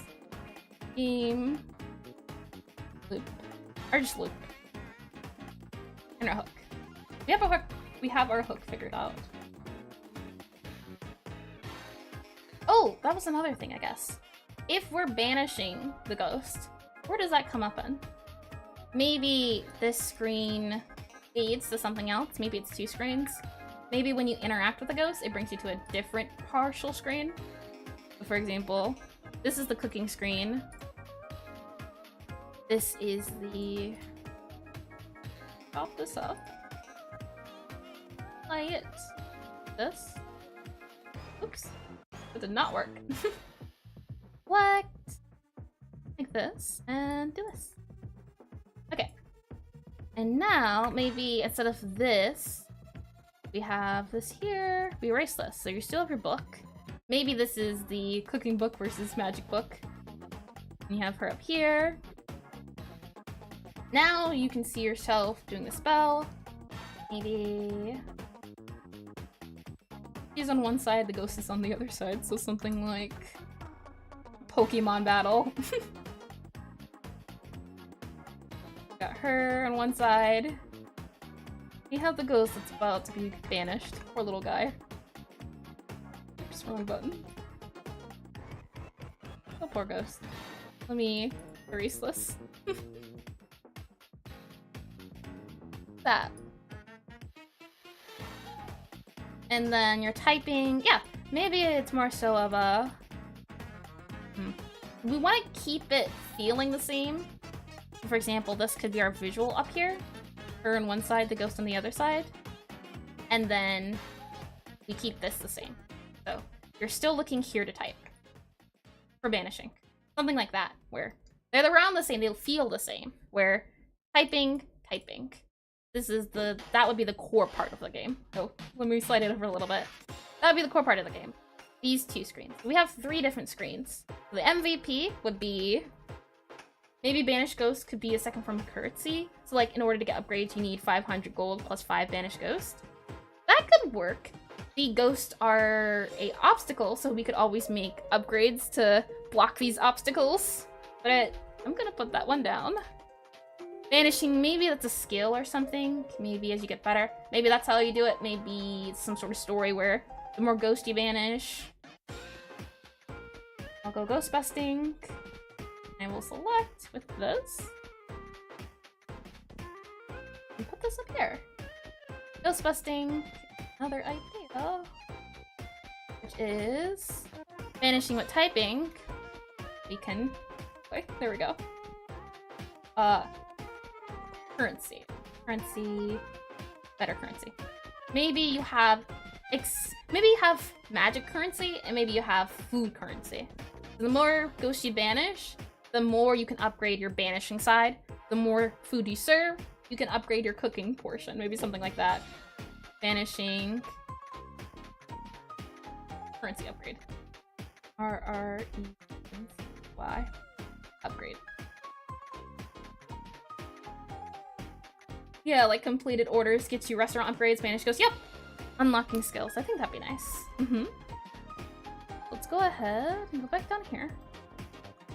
For a minimum viable product, we already know we need a restaurant scene, or let's just say area. So a restaurant area.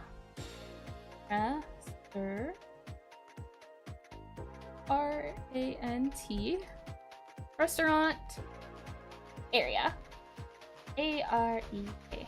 We also need a cooking area. A-I-N-G. Actually, I'll just put this. That way we don't have to do too much writing. Area. Oops. One long line. Like that. Restaurant area, cooking area. Move these guys down here. Give us a little bit more space. Restaurant area, cooking area, and we need a spell. We'll just say banishing area. Maybe battle. Banishing. Banishing area. Okay.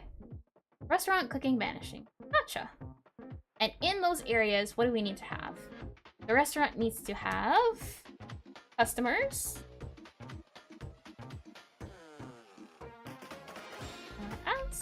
We need to have ghost. Oops. G-H-E-S. We need to have customers, ghost. We need to have a way to beat them. We need to have, yeah, restaurant ghost, tables, and I think that's it. Restaurant ghost tables. Customers ghost, I said restaurant. Customers ghost tables. Like that. Now, you could always have, well, it will be important, I think, later if we do expand on it, like with atmosphere, upgrades, and whatnot. But for now, I think this is just a good starting point. We will have to, game title, cook, serve, banish. We don't want to get sued or copyrighted, but that's a good one. Cook, serve, banished. That's wonderful. Let's see. Oh, cooking. Cooking and banishment both have... I'll rate this in purple. Typing. Typing. Typing. Like that. And then typing, you use your cooking for your recipe book. And you're typing for your cooking book. Wait, no. Vanishing is your spell book. This. You're cooking. We have to have a typing screen, which should be the same mechanic. Really, what we're gonna have to work on is the typing.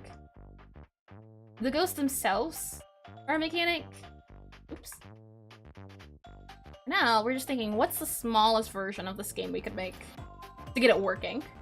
Right now, that is, we need to have cooking, so we need recipes. We need food. Get that here, food. As far as banishing is concerned, really, we need a fighting screen, and we need, I guess, food, spells, typing, that's kind of all... This is mostly reskinned. This and this. It's the same exact thing, but doing it different ways. Which might make it boring down the line, but we could always see. We have cooking, typing, recipe book, and food. And banishing is typing and spellbook, which is pretty good. Now, as far as banishing is concerned, maybe it plays a little bit differently, or maybe it's just the same thing. Food, banishing. Banishing. I do want to do upgrades, but right now this is just the smallest. What's the smallest version of this game we can do? For now, we can just say customers, points awarded, points. Maybe just that, points. We can figure out what to do with the upgrade points later. For now, we just need points. Just a point system. And then lastly, in the restaurant area, we need Gabriella to have a sprite who can move around. Put on here a little bit and go with player movement. Player movement.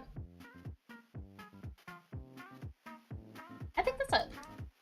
Now, of course, we'll go into upgrading, but upgrading is its own system, and if the main core feel of typing isn't fun, then we don't even need to worry about upgrading. I will say, it could be fun. Hold on. I'm trying to think of it. Oh, typing. Typing. What was it? What am I making? It's like a script. No, it's not a script. It's more of a, like, what's Notepad considered? Typing text editor. Here, let's see. Itch.io, typing text editor, fun, silly. What am I thinking? It was very funny, it was very silly. Text stream, okay. So, what I'm thinking of, and let me go ahead, let's do others. Here, okay. So, all I have to do is do this button. Yeah. There we go, okay. I'm thinking we can implement something like this to make the typing seem more fun, feel more fun. We'd have to do it on our own and figure out how to do it. But I think something like this can make it really fun. A text editor that looks and feels like a game, yeah. And it has a rhythm mode as well as a metronome. And Unicode support. UI overhaul, yeah. I think something like this can make the typing fun. I think our main goal is gonna be to figure out how to make the typing aspect fun. Figure out how to make it so the ghosts that are covering the screen with the typing can figure it out. And I think we can get a lot of ideas from this. This is gonna make it fun to do typing, especially with the random Minecraft enchant. Let me bring you back to concept while I look it up. Enchantment. Have to head out now, but you have fun with the rest of the stream. Look forward to playing the game later this year. Thank you for coming. I look forward to making it. It's a goal. It's gonna happen. Enchantment. Thank you for coming, Vivessa. Enchantment table language. Minecraft. Here. Enchantment table. Boom. I'm thinking something like this, and I can pull it into concepts. That'd be very easy. Like that. Got your enchantment table language. Maybe as you work, it could decode it or something of those sorts. Some special effects that happen with Textstream. I don't think... Let me drag this down. Okay, it does not. We could have different colors. We could do it in different ways like that. Okay, that did not save the way I thought it would. Hold on. Maybe if I copy this way? Yeah, kind of. It kind of shows off what I wanted to show. I think making the typing fun is gonna be what makes it fun. Giving it like some sounds, some shakes. That's what we're gonna have to focus on. All this other stuff comes secondary. If the typing is fun, then we've succeeded in our goal. Making a typing game, hold on. Where's it up? Up here. A cafe game where you serve customers by typing.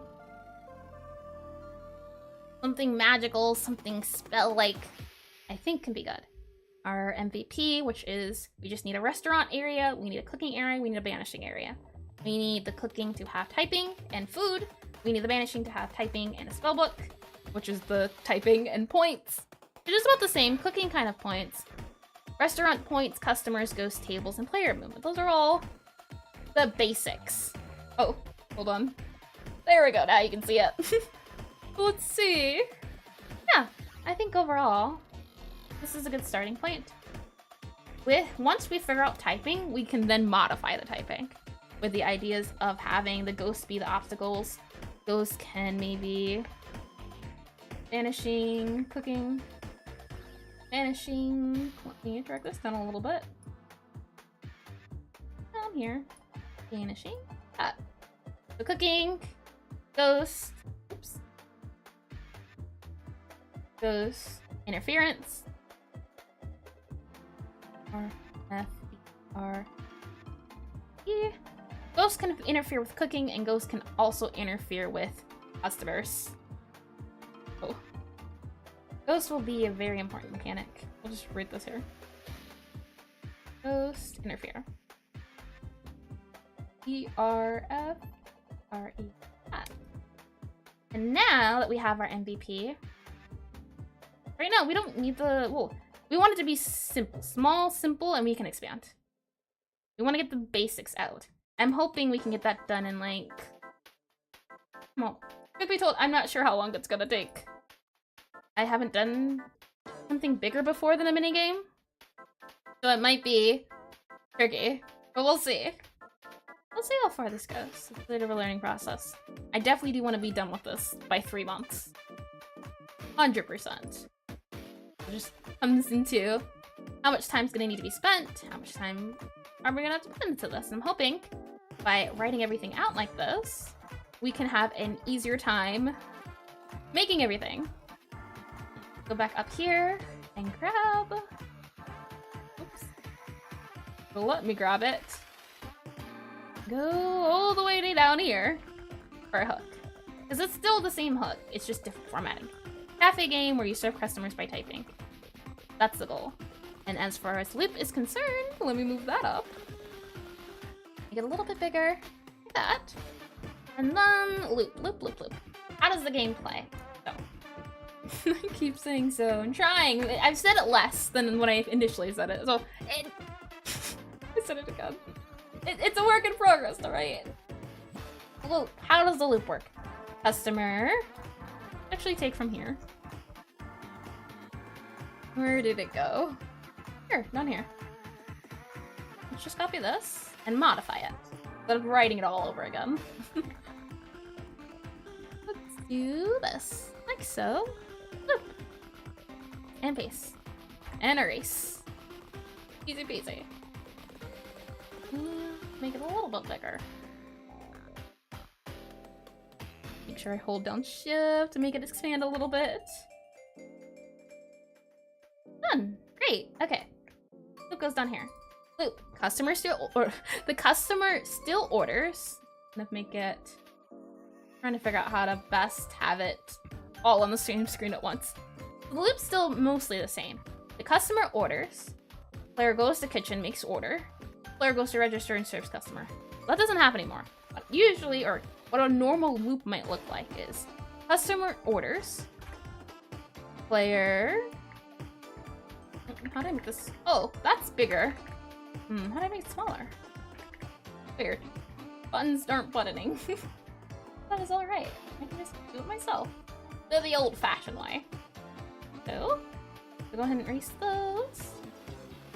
Erase all this, really. Erase all everything. Make this bigger after I just made it smaller. All of it must go. Customer orders. Player receives order. Player... Might be a little bit too big, but it's fine. Player... goes to... kitchen. E-C-H-E-N. Player goes to kitchen. After the player goes to kitchen, they... Let's make this purple. Make food, because it's the typing. Make food. Make food. After they make the food, they then serve customer. M-E-R. Rinse and repeat. But if we were to say maybe something basic, maybe when they serve the customer or after they serve the customer, then they also have to fight ghost. H-E ghost. Fight ghost. And then at the end of the game, or end of the loop, end of the day, buy upgrades. Upgrades like that. That could be fun. That's our loop, that's our hook. Overall, a good baseline. And now that we have that, this water.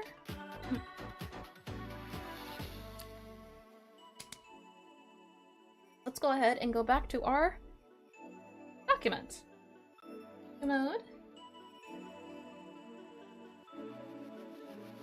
And transition. There we go. From here, we can add a little bit. Our inspirations we can add on here are... Let me look. No, we had some. I mean, the main inspiration we'll be taking from is that text stream. So we can go ahead and add that. Right it here. Inspiration, text stream. That's what it's called. Text stream. Hardcore. Takes an iron well. That's in our inspiration. Now our platforms.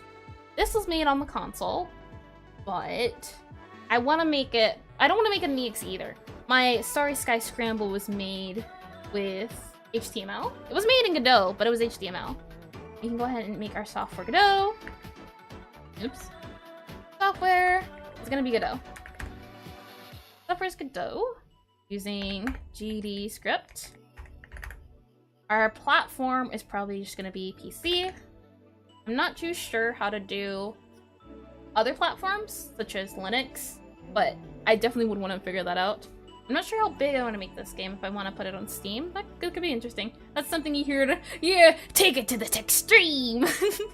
Yeah, like, I'm thinking, what was it? The Monster Trucks? Sunday, Sunday, Sunday. Only on Sunday. Our genre is still the same. I dare say it's no longer strategy. I think it's more of a racing game, in a way. It's a typing racing game.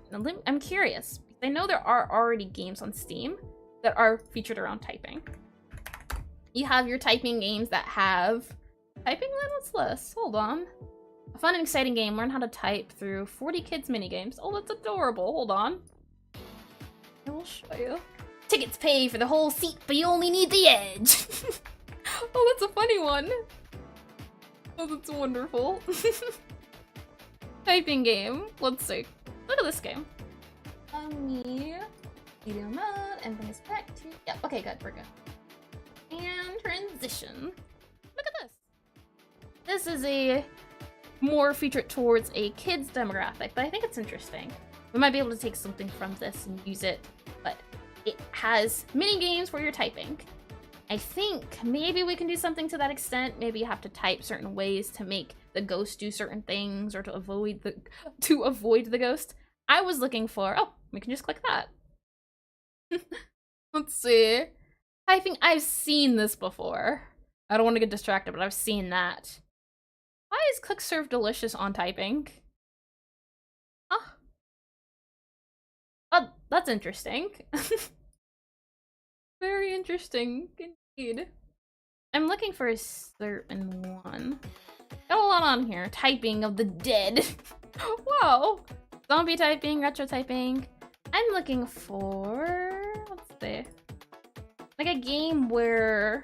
Refactio is another one. It's more of a puzzle game. I'm looking at the tags. That's what I'm looking at. For example, this is casual. Definitely casual. This one was casual, cartoon, cute. Joe Moore. Let's see. Cozy typer. Oh, that does look cozy, truth be told. Some sort of screen where you're typing it out. It's more calm. We're not looking for calm. We're looking for extreme. Typing instructor. Ah, here we go. Type Fighter. That was the game I was looking for. This is a racing game, technically, where you verse other people. It says a competitive multiplayer game, and you're just typing. It is a typing... I used to play those games back in computer class once again, where you had to verse people to get better at your typing speed. You would have to do racing games, typing, education. I'm looking for racing. Beat 'em up? That's interesting. FPS, memes, that makes sense. Moddable, minimalistic, text-based. Board game. I'm not seeing on here racing, which is interesting. I mean, I would describe it as racing, I think. Something where you need speed. You have a need for speed in this sort of game. Let's see. Yeah. We can always just... Experimental first-person puzzle game. Interesting. Always something new to discover when going. The chef's... This was something... I saw this the other day. But it's coming out soon. Oh! There's a demo! Huh. That's interesting. But it's also a cooking serving game. Which is interesting. The fast-paced typing game at a restaurant where you're both cooking and serving foods. That might be worth trying out. But I don't wanna... Because it's still not released yet, there's just a demo. I don't want to look at it and get ideas and then accidentally take the ideas, use it for my own thing. But it's something similar, but not quite. With different ideas, different looks. I'm not seeing on here what I'm looking for. Just word game, hand-drawn. This one's interesting. There are a lot more typing games than I thought. Capture, snow. Yeah, okay. This is typing hand-drawn. Not racing. Maybe it's not racing. 'Cause this is speed. Typing speed. All I wanted to show. So now we can go back to conflicts. And transition. Oh, we're not even supposed to be on this screen. We're supposed to be on this screen. Wait. We'll keep bracing up here. I feel it in my soul. In my heart. It's a racing. Strategy and racing. We'll go ahead and up and I can just do, I believe, racing? Yep, racing. When I click this, racing says speed through tracks, high vehicle courses. Typing's racing, it's kind of up here. We don't have to be specific with the labels. We just have to know what we're dealing with. The labels are here to help us feel better. That's really all. Let me unstudio mode. Okay. So we have our target audience. Halfway lover, not as much anymore. It is still a simulation, typing enthusiast. It will have story, so maybe that's something we can add. Less cafe lover, more story based, story comedy, story based, something of the likes. Maybe we can do 30 days or 30 months, that sort of thing for a story, and it's just 30 different levels, and that's the complete game. Possibly. Let me go ahead and drag and drop our MVP. I say drag and drop, but really I'm just putting it on another screen. Wait, I can type it. So our new MVP is no longer registered. I'll just put it down here. Our new MVP involves the restaurant, R-E-S-A-N-T, restaurant, and involves the cooking area, and it involves the vanishing area. We have R-E-S-T, A-R-U-N-T, restaurant, R-E-S-T, R-A-N-T. How do you spell it? R-E-S-T-A-R, rant? Huh? Restaurant? That's weird. R-E-S-T-U-R-A-N-T, restaurant. No. R-E-S-T-A-R. R-E-S-T-A-R.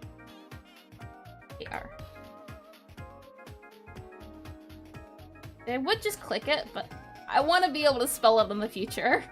She's got 1 month to make the restaurant profitable before the bank forecloses on the property. Yep, that'd be a great idea. R-E-S-T-A-U.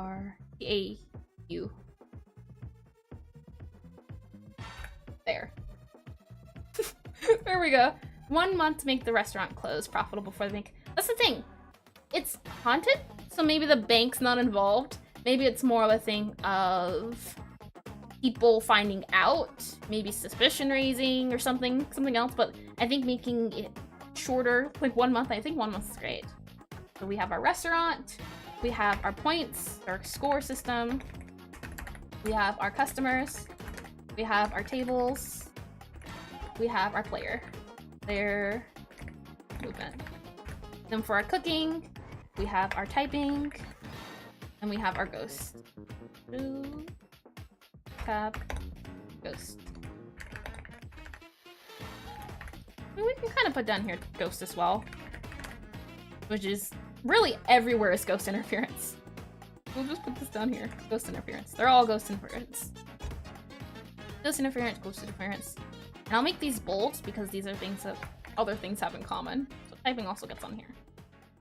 As far as vanishing is concerned, vanishing again is typing and points. So score system. And we can go ahead and make that bold. So these are the things in common. Typing, ghost interference, typing, score system, all of those things. And I will go ahead and get rid of this. Oops. A little tricky, we'll figure it out. Like this. And then I'm thinking we can format it. Well, something like this. Restaurant. Have our cooking. 1, 2, 3. Aw, but now our things are a little off, so maybe we can just like that. Perfect, okay. And then let's make this a little nicer. We're gonna be looking at this for like the next few months. We want to feel cozy in here. I'm gonna just change the color. Spruce up the place a little bit. Let's see. Our cooking, our restaurant. This is the MVP. This is what we'll be working on to get the prototype working. Make this a little space. Like that. As far as our loop goes, let's scroll up. Platform, inspiration, summary.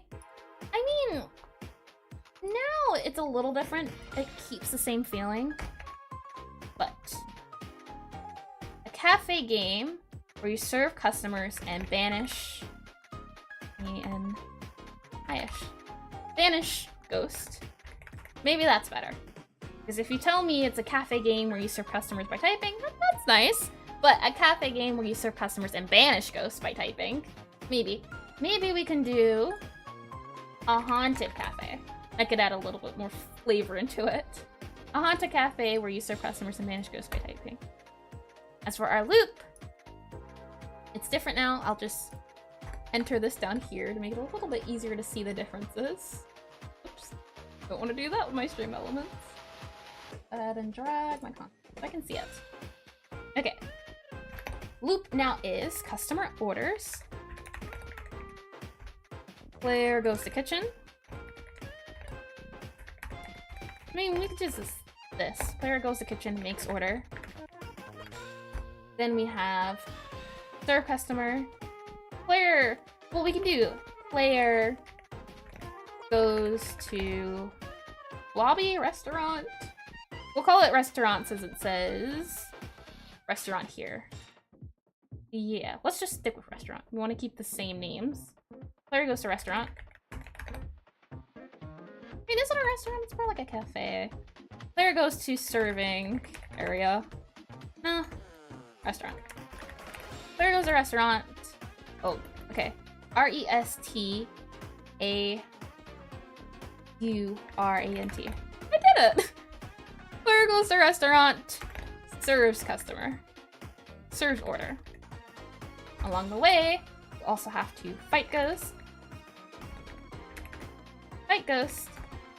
buy upgrades. That's about the gist of the new loop. A little bit longer, which is great. One a little bit more complicated, but not MMORPG complicated.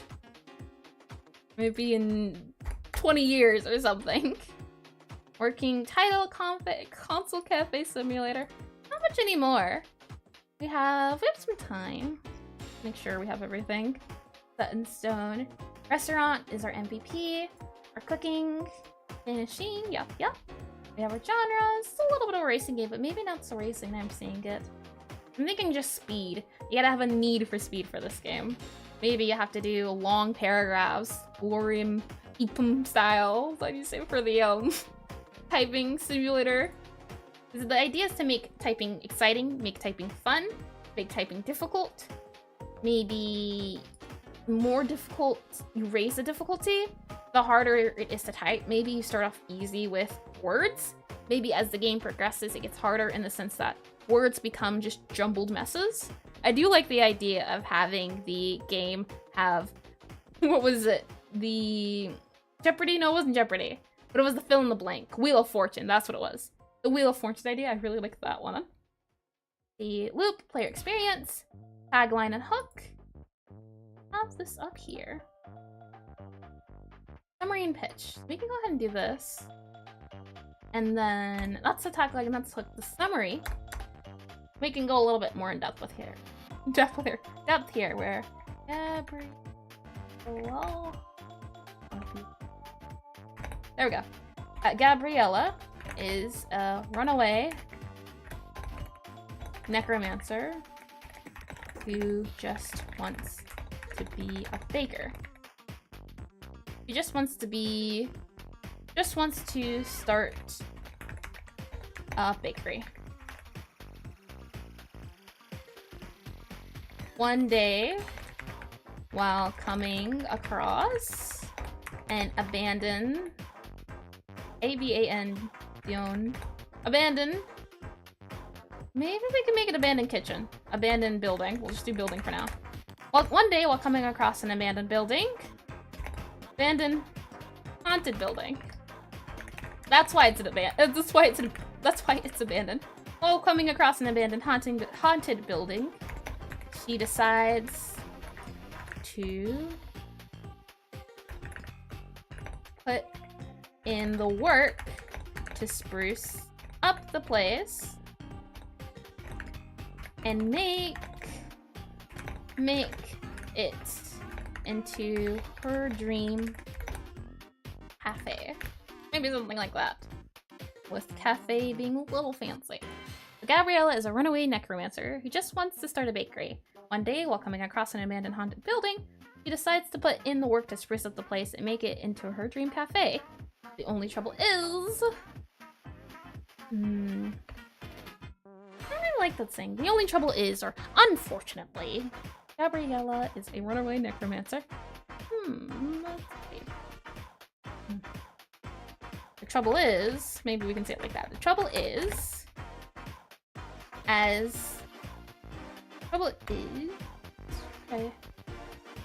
She decides to put in the work to spruce up the place and make it into her dream cafe, all while keeping the ghost cafe. I think it's a lot better. Gabriella is a runaway necromancer who just wants to start a bakery. One day while coming across an abandoned haunted building, she decides to put in the work to spruce up the place and make it into her dream cafe, all while keeping the ghost at bay. And the typing is the spell casting. That's how that fits into it, so to speak. So let's see, we have a working title. We don't really have a title yet. We can't really call it Console Cafe Simulator anymore. Before we go over titles, let me just make sure. Vanishing, we have our MVP, we have our target audience, we have our genre, we have our software, platform inspiration, summary and pitch, our loop, our tagline, and our working... Well, we don't have our working title, so let's work on that. Okay. Ideas. Now, I've heard it, and I've seen some people say, there are two types of games. There are game titles. There's game titles where... Let me pull this up. There's game titles where it describes the game. And there's game titles where it has nothing to do with the game. It has nothing to do with the game. For example, in my case, this describes the game. Minecraft describes the game. Skyrim, not so much. Well, what else? What else? What other games are there? Cook Serve Delicious describes the game. Overcooked. Kinda, it still describes the game. Overcooked because it's stressful, so overworked, overstressed, overcooked. Other games. Papa's Pizzeria, again, describes the game. Let's see. So do we want to go with a describe or has nothing to do? The cool thing about describe is that you can, as soon as you hear it, you know what it is. The bad thing about describe is it can sometimes be boring. When it has nothing to do with the game, it's a little bit of a harder sell. We can always come back, maybe call it a project. I know game studios, when they're working on a game, to keep it hidden, they use project. For example, I think it was Project X that they're using for their new fighting game, something like that. We could always come back to it. For now, let's just keep it simple. Give us something to work with. Working title. Instead of Console Cafe Simulator, I think having it typing, maybe spell casting. Or I'll go ahead and do this. Spell casting, typing, casting. What else can we do? Book. They're just words. I'm trying to think that relate to us. Maybe. I'm terrible at naming things. Gabby's Ghost Cafe? That's cute! That's really cute. I'll put it down here. Gabby's Ghost Cafe. That's adorable. I like the Gabby makes it sound cute and sweet. But if you told me about a game called Gabby's Ghost Cafe, she wouldn't want to have ghost in it, or as the name.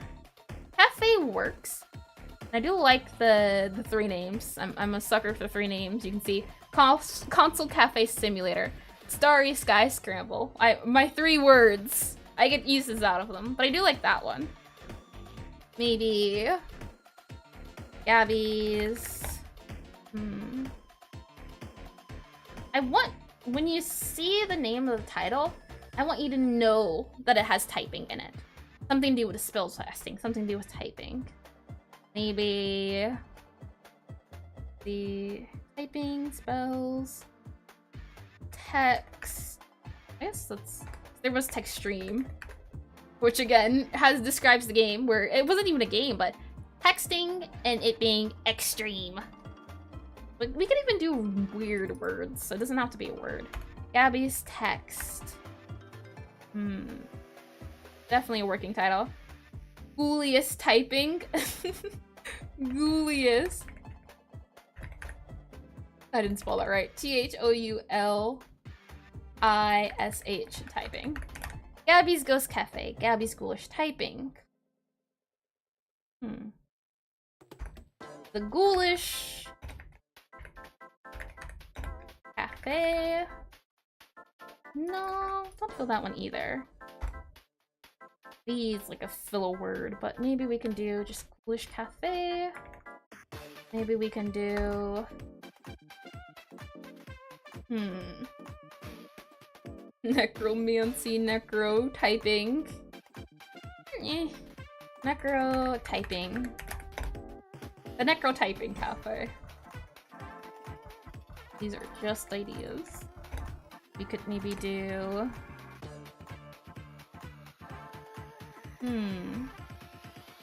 Echo typing cafe. Typing... No. Here, I'll add this to our list of words we could possibly use. Ghoulish ghoul. Ghoulish goulash. The ghoul. The ghouligan. Yeah, these cafes on here.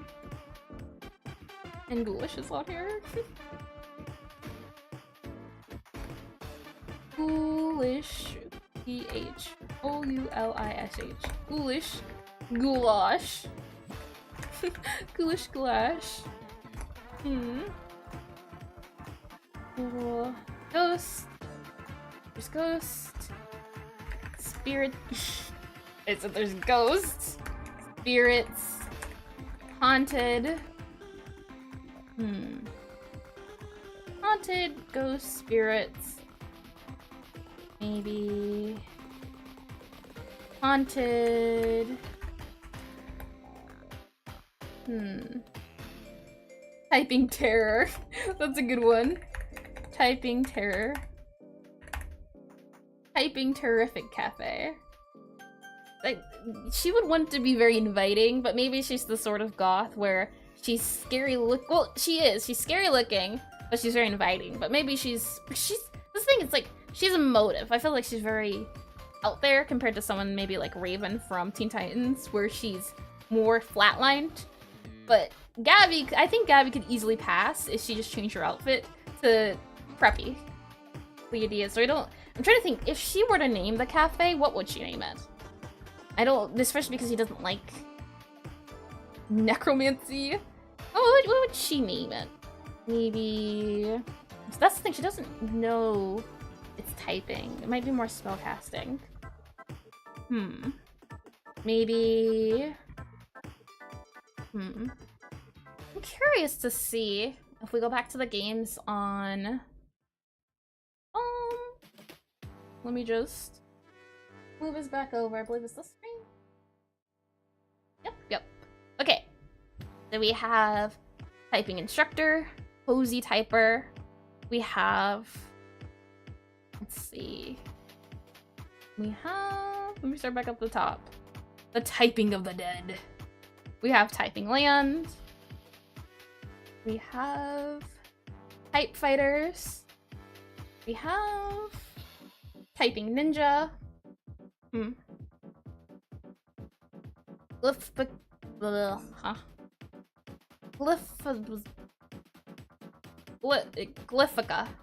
I mean, that's a good one. Like glyphs, typing survival, the roguelike horde survival game that makes typing great again. Immerse yourself in the minimalist UI. Hold on. I'm intrigued. This is you. Okay. And it's in early access. Ooh, that could be a fun game to play. This is your weapon. Okay, hold on. Oh, I think I muted my Firefox. Oh, what a shame.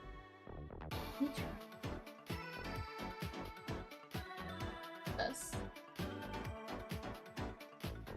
Oops. Music. And then I can do this. And hopefully play audio? Okay, it is. Type to shoot. A little bit bigger. Type to upgrade. Okay. Type to weapon. Nice. See, this is making typing fun. The idea being you have upgrades, you can type. That's interesting. It's a really interesting way to do typing. Type to survive. Yeah, okay. Play the demo. That could be fun to play.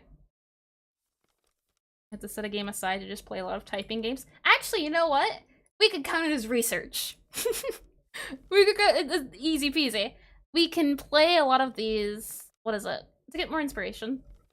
Get ideas for how we could do mini games. Just have a stream dedicated to playing typing games. Because typing is our mechanic. If the typing's not fun, if the typing's not fun, then the game's not fun. So we need to really hone in on the typing aspect. That could truthfully be where we start with game dev. Is just make typing fun. That will be the goal. So let's see. If I go back here, we can always just come back to this name. Some games have the typing in the name of the game. Some games have not the typing, but when you see typing, it makes you feel typing. So I do think having type or typing in the name would help it a lot. So for now, I definitely think typing should be in here. The typing terrific. Maybe the typing terrific cafe. Typing, I don't even know if that's how you spell it. Terrific? The typing terrific cafe. Terrific. Terrorific or terrorific. Maybe we can do TTT. TTC. The typing. I mean, necrotyping's not too bad. The typing. Necrotyping cafe. Yeah, I think that works. I think maybe the necrotyping cafe. For now, at least. Tasteful typing. Ooh. That's pretty good. The tasting. Oh, tasteful. The tasteful typing cafe. Necrotyping's pretty cool too. Yeah, I do like the tasteful aspect. The thing is, you don't want to make a game really long, or the maybe the tasteful necrotyping cafe. So that might be too long.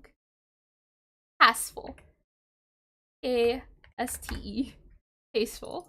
There we go. Yeah. Maybe for now, the necrotyping cafe. I think it's shorter. I'm not too sure about the in there. Maybe we'll just say, oh, have you heard of necrotyping cafe? Or, oh, have you heard of the necrotyping cafe? So maybe, remember you're terrible at naming things. You've been very helpful. 2 heads are better than 1. It makes it a lot easier to bounce ideas. I'm thinking maybe just necrotyping cafe. We are making necrotyping cafe. For now, at least as a base. I'm not I'm not too sure about the cafe part, but I like necrotyping. It makes you feel the ghoulish aspect of it. It reminds me of Necrodancer as a song. Necrotyping cafe. The cafe adds to the whole, just what you would get out of the game. We could do the necrotyping cafe. How could you also call it? Let's see. For Pops' Pizzeria, it's a pizzeria. Maybe. Maybe it's a necrotyping bakery. Nah. Bakery. Necrotyping bakery. Now I'm thinking, yeah, necrotyping bakery. Nah, I don't like that one. I like necrotyping cafe. I think it's shorter. Bakery has 3 syllables, so it's harder to say. But necrotyping cafe too. So for now, we'll go with this, but we can always come back to it. Getting all of these ideas down definitely helps, though. So for now, the working title will be Set of Console Cafe Simulator, Necrotyping Cafe. I think that's a good stopping point.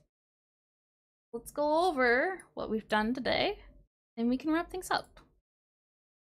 Drag and drop. Here. I can bring us back to console. So. Today was fun. Today was inventive, and it was all about design. It was great. We went over my old college game. We went over how it worked. We played it a little bit. We wrote down the hook, the minimum viable product. From there, we played Papa's game, did the same thing, tried to figure out the way it worked, what made Papa's Papa's. After that, we went through Penguin Diner, did the same thing, just getting overall ideas, trying to understand how the games work on a core level without all the bells and whistles. After we did those comparisons, we started to try to figure out new ideas for the game that incorporated what I previously did and what we could do to make it new. But from there, we got ideas from screenshots, got ideas from just overall other games, came up with some designs. And now that we have that, we have an idea, a concept for our necrotyping cafe. And I think that is a great place to stop. Let me go ahead and, oh, more music. Oh no! Hold on. What happened to the music? There we go. Okay, medium mode. I will swap us back over this one here. There we go. Oh, indeedy. Thank you for joining me. Thank you for coming. Lots of progress, exactly. We got a lot more done than I thought. Well, we got exactly what I wanted to get done, but it was more in depth than I thought. So this is great. Next week, I think, to start things off, next week we should have a stream dedicated to playing the typing games. I think would be great to start. And after we do that, so day 1, play typing games. Day 2, start making a typing prototype. I think that's what we'll do. And then day 3 can be something related to pixel art. Probably day 3 of, not day 3, but day 2 of studying shading. I think that's the direction we'll go. I think it's a good place to head to get things out, because as I said, if we can't figure out the typing, we don't have a game. The typing has to be fun. Everything from the customers to the ghost aspect can come after if the typing's fun. Thank you for coming. Thank you for joining. I'm excited for, well, tomorrow and next week. Tomorrow for games, next week's for game dev. That it will be all for me though, and I will bring you to, where's it at? The screen. Alrighty, see you next time.